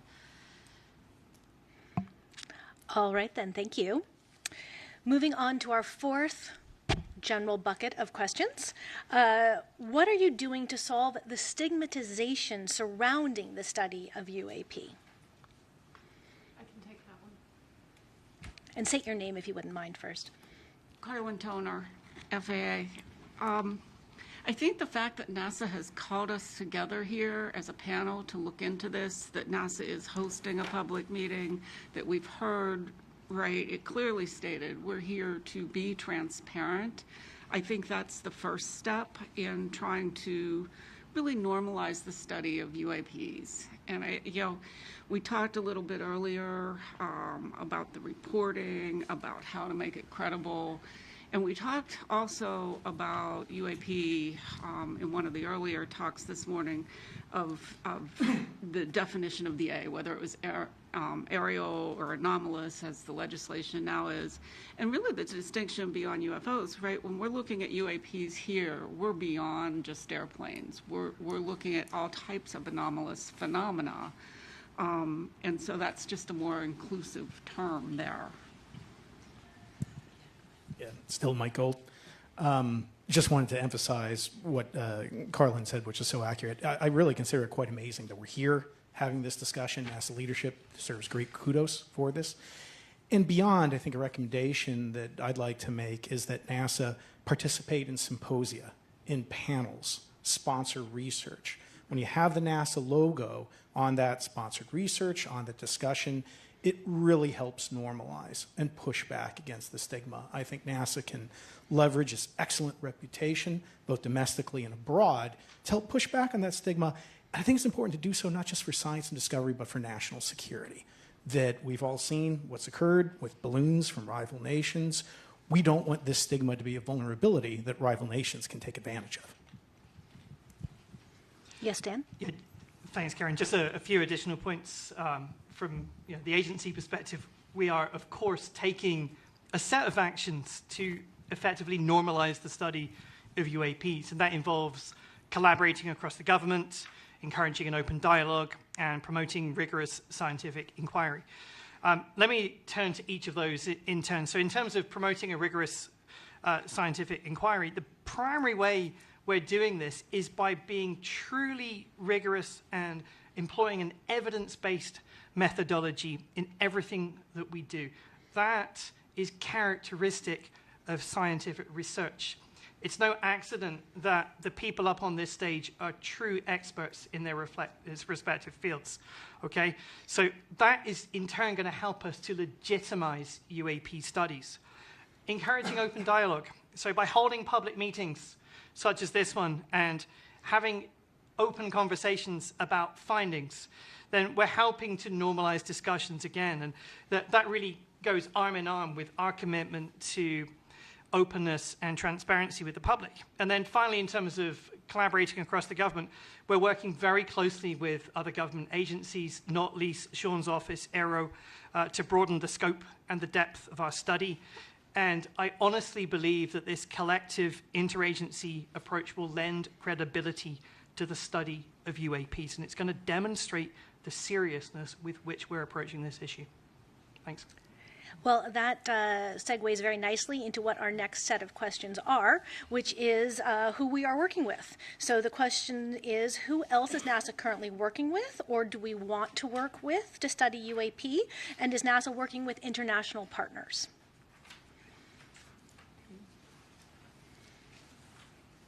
All right. Pete, do you want to do it? I'll take a stab at it. Okay. As the questions tasked to this panel so kindly asked us, both in what other government agencies are collecting data, what data is available. NASA is partnering with them in many ways, as well as NASA has a wide commercial outreach and partnerships with understanding what data is available, as well as NASA's founded on well, not founded, but the core principles of NASA are with international partners. So the information that our partners are gathering is typically available to NASA as well. So, yes, on all accounts. And I may just emphasize and add that NASA is singular, I believe, among government agencies in its international outreach. Again, not to keep talking about the Artemis Accords, but you see countries like Saudi Arabia that we may not have a great relationship with as a government right now. We have Saudi Arabia and Israel in the Accords family, so that NASA is unique in its scope and ability to reach out. I also think that we're entering a new era of commercial space transportation that is going from low Earth orbit out to cislunar space. And that is going to be the purview of the Department of Commerce, which is taking over space traffic management. So I think it's very important that NASA work with and support commerce as we go through that transition. Department of Defense is currently responsible for that. And I think that will help us not only to identify potential UAPs, but to assist in preventing contention, congestion, and eventually conflict. And I also want to note, in terms of space debris in orbit right now, I believe, represents an existential threat to our very society, that we are getting very close to an event that could cause real problems for our ability to access satellites. And that's why I think there's great ancillary benefits to the conversation we're having today, that as we increase our capability to monitor orbit for UAPs, that data could also be very relevant as we look at near-Earth objects and other threats. And again, to just end on near-Earth objects, Apophis, for example, an asteroid, is going to come so close to Earth, it will be below geosynchronous satellites. So any effort to begin to catalog and do better in terms of understanding that environment is going to be terrific, and I hope NASA works with commerce and international agencies on Apophis and other missions. I think Federica had something to say, too. Yeah, I just wanted to add that, a lot of the things that we think we might recommend in terms of platforms to collect data that would be useful to study UAPs, we recommend a multi-platform and multi-site. That would also mean likely ground-based as well as space-based facilities. And this is being done already in astrophysics, co-observing the sky from the ground and from space with different methodologies and different instruments to get a more comprehensive picture of what's normal and then detect what's anomalous. And about every 10 years, the astrophysics community anyways, but many other branches, convene a panel of experts to see what things can be done to advance the field in the next decade. It's called the Decadal Survey for us. And one of the recommendations this year was explicitly for agencies that do astrophysics to work together. So NSF, DOE, and NASA to work together, share data, share facilities and instruments. So I think this is, there's a lot of fields will benefit from this, including the UAP studies. Oh, absolutely. Carlin Toner, I'd like to put an exclamation point on how well NASA is collaborating across the government. I'm from the FAA, and I can personally attest that FAA and NASA have a robust engagement in transferring research into practice in the ATM system. I think on the commercial space side, we work well with NASA. And all of our agencies are in the whole of government approach, supporting Aero specifically on the UAP topic. And it really comes down to good government and how we deliver, because we can each work our own mission space, but to cover the whole space, we need to collaborate together. And Dan? To put an exclamation point on Carlin's exclamation point. So I think it's important to say that we really do have a good relationship with the Automain Anomaly Resolution Office, Aero, Sean's office, and its previous or predecessor organization, the UAP Task Force. And we have really benefited from very fruitful collaborations among those various entities. And quite frankly, as a taxpayer, one should expect nothing less than the government to be working effectively across different units together. It's only right. That being said, it's also important to acknowledge what NASA's perspective is in this study, and to acknowledge that the Department of Defense, the intelligence community have massively different equities about the study of UAP, and they have different interests. Ours is a purely scientific one. So we collaborate, we consult. It's a very good relationship. And I agree wholeheartedly with Carlin that a whole of government approach is absolutely the right one to take. Great, thank you. I will move on to our sixth bucket of questions, which we had many on this topic.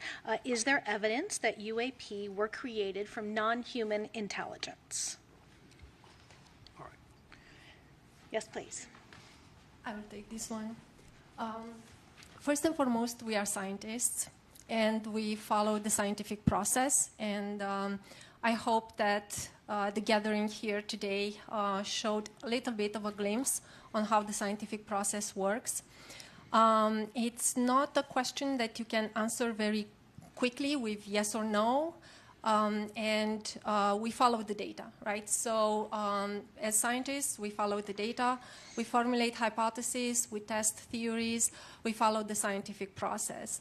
The role of this panel has been to create a roadmap and a framework for how all scientists that are interested in this phenomenon can further study, can further collect data, can further formulate experiments, again, hypotheses, can test different methods, maybe even innovate on the methodology side of things, come up with new methods for how we can do basically science, but not just any kind of science, but the science of discovery and exploration, which is basically in the spirit of NASA. So just like Carl Sagan was saying, extraordinary claims require extraordinary evidence. We cannot make that kind of extraordinary claims at all for any kind of big subjects in science, whether it's UAPs, whether it's biosignatures, whether it's technosignatures.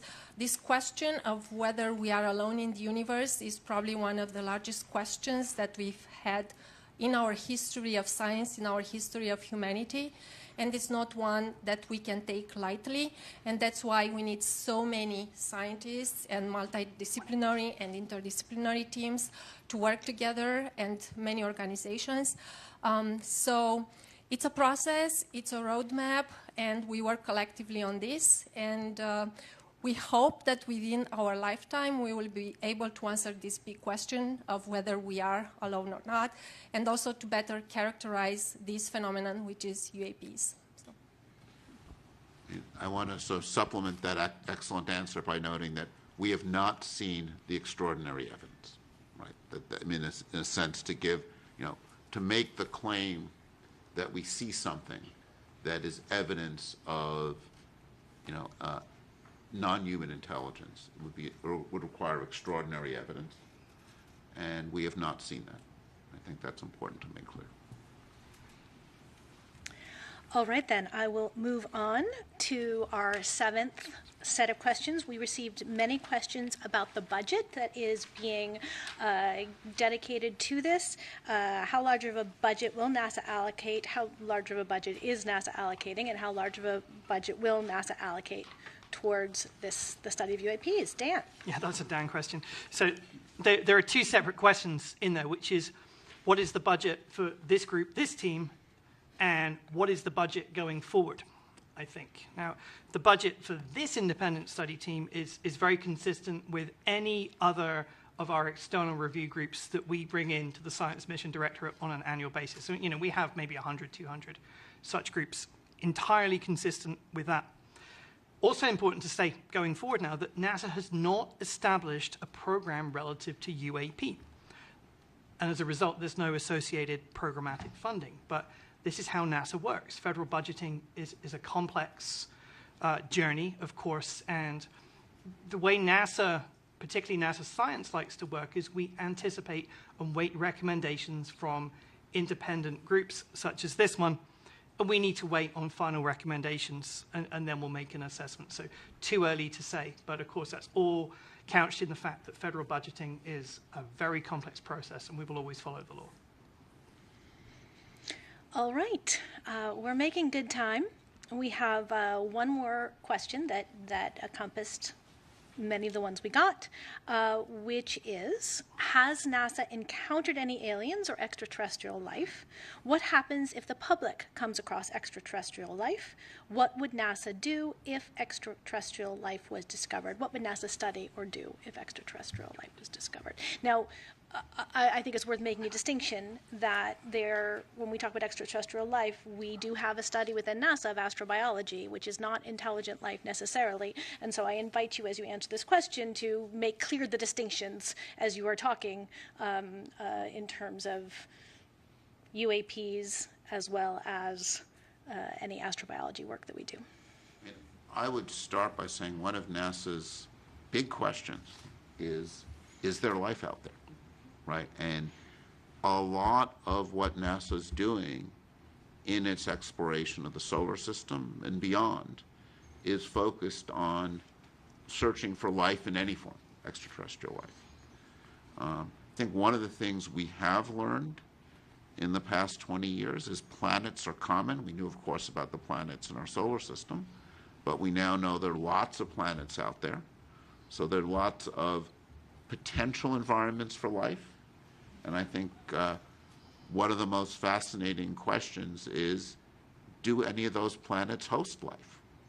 And that's something that NASA is trying to address in a host of different ways, whether it's probes that are landing on planets or designing missions that will look for signatures of life around other planets. So the search for life is a really important theme.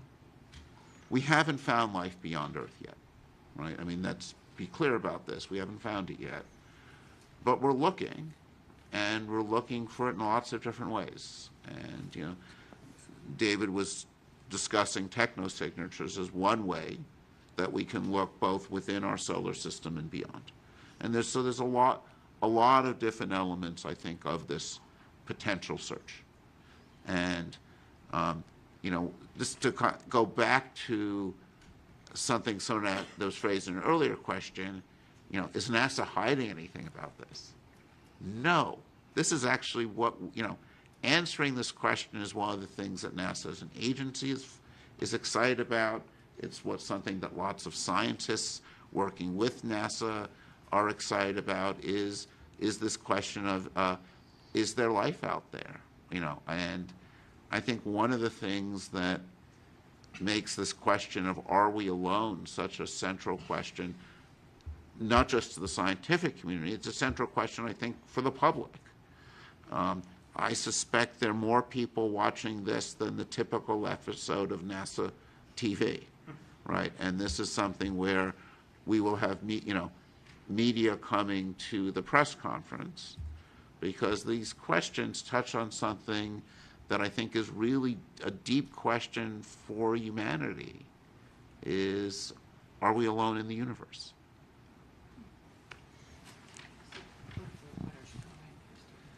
Yeah, just to kind of echo what David said a bit, I mean, obviously this is something we think a lot about in astrobiology. What if we succeed? We are very driven to try to find real evidence of extraterrestrial life, and we would be highly driven to share that if we found it, because everyone wants to show that they've been able to succeed in what they're trying to do. And one perhaps illustrative example is to think about what happened when we came close, when NASA thought maybe they had discovered extraterrestrial life.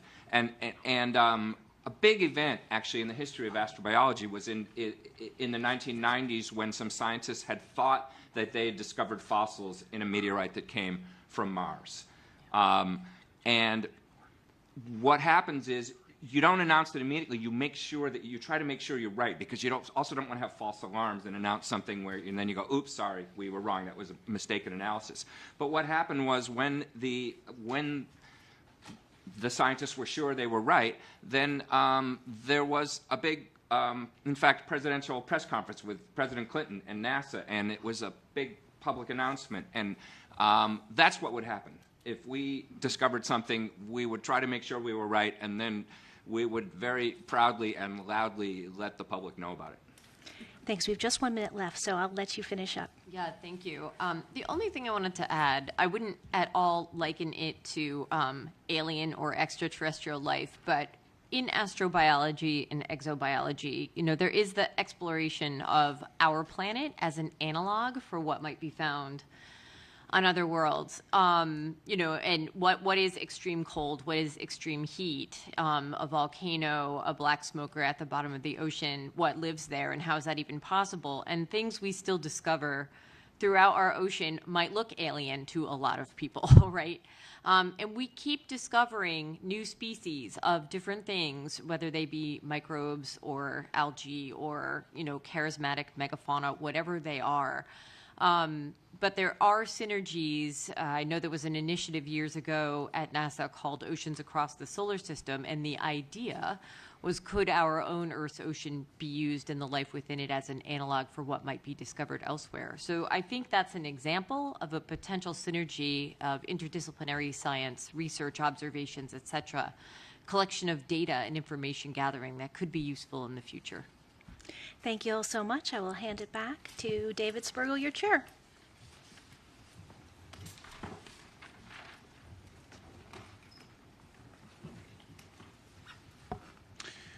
So let me also just answer the one other piece of that question was, what do you do if you see something surprising? Right? Where do you report? And this is something where, just to come back to something I mentioned in my opening remarks, the AARO is our lead agency for UAPs. And while we've talked about life in this context, most UAPs, I think when one looks at the data in more detail, are going to turn out to be phenomena we understand. We saw this with some of the balloons or commercial jets. We saw those examples. some UAPs, and we saw this with the Chinese balloon that flew over, is something, an issue sometimes of national security. So we actually do want to encourage people, just from that angle, to report it. So, so before we'll transition to summary, but just want to answer on that question, that to keep in mind that the AARO's role is to be the prime source for understanding those things, and what our charge is to think about what's NASA's role. And I think NASA, and this is something, I want to now go back to discussion. We didn't have that much time for it. Just to come back to, what we see as NASA's role in this. I think one piece we've talked about is NASA can help remove the stigma. NASA can draw more of the scientific community in. And I think what NASA can help do is provide standards of high data quality. I think one of the things that many of us who've not looked at this before, I certainly put myself in this group, was struck by the limited nature of the data, that many events had insufficient data, and that in order to get a better understanding, we will need to have high quality data where we understand its provenance, data from multiple sensors. And I think one of the things that, even from the same sensor, as we saw, in Josh's analysis, also in the event Sean showed us, when you can observe an event over time and get velocity information, that gives you a lot of additional information. So we're going to want things with high frame rate. We're going to want things from multiple perspectives. So I think those are all going to be pieces of things that we want to think about. I think this is an opportunity for citizen science. I think if we can come up with recommendations in our roadmap that point to ways in which we could people can collect data. I remain a big fan of these things. They do take over our lives too much, but they are fabulous data collectors and I don't know, there's something like 3-4 billion of them that are on the planet, and NASA, I think, has the prestige and visibility to develop an app or work with companies to develop apps that could collect data in a uniform and centralized way that I think will, most of the stuff that's collected is going to turn out to be commercial planes, balloons. When you have multiple cameras, you can eliminate some of the optical limitations of ghosting and those effects.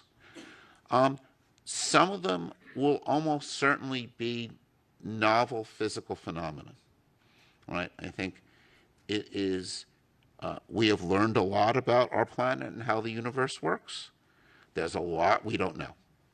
Right? I think, as scientists, what is the most exciting thing is the surprises. And I think that there are things that continue to surprise us about our own planet. There's phenomena in our atmosphere and the ionosphere that we probably haven't seen yet, or perhaps we've seen and not noticed yet, right? And there's, I think, a long history in science when you look back and you realize that this discovery had a pre-discovery. So people had seen something before and were missing it. And those pre-discoveries were not of note, often because we had biases against seeing it, but often because there was limitations in data quality. And, one of the things I was taught is when you have a question you don't know how to answer, you start by getting better data. And, we're coming, I get to do the summary, and as the chair, I get to, summarize a conclusion. And we need better data, would be my takeaway. And we need more uniform data. And since I'm so proud of my haystack,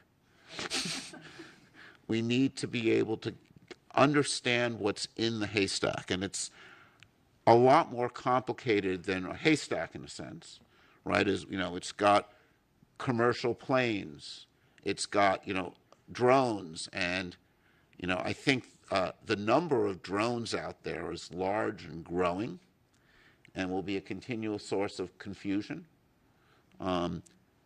We were charged to think about air safety. Understanding and characterizing and seeing what's going on with drones is also, I think, going to be an important air safety issue. So we'll need to, to understand the unknown, or to start to study the unknown. Another important piece is always going to be characterizing the known really well. And, this is the part, I think, of a lot of science that seems dry and boring, but it's calibration and understanding the events you expect to see.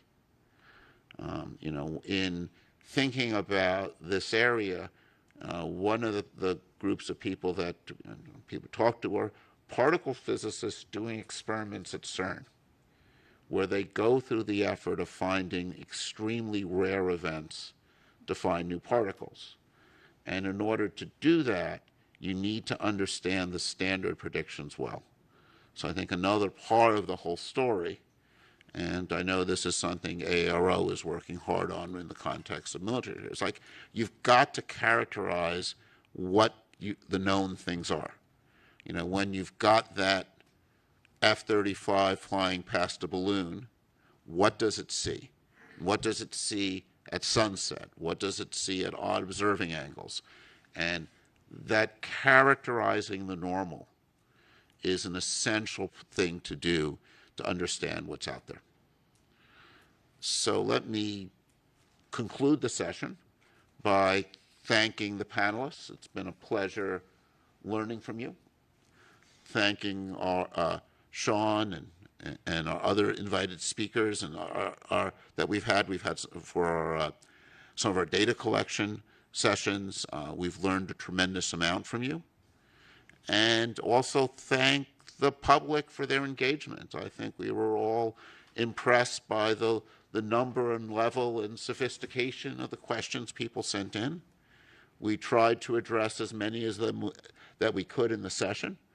As you heard, NASA, through science.nasa.gov, will provide, there'll be some additional answers provided. Encourage you to go there.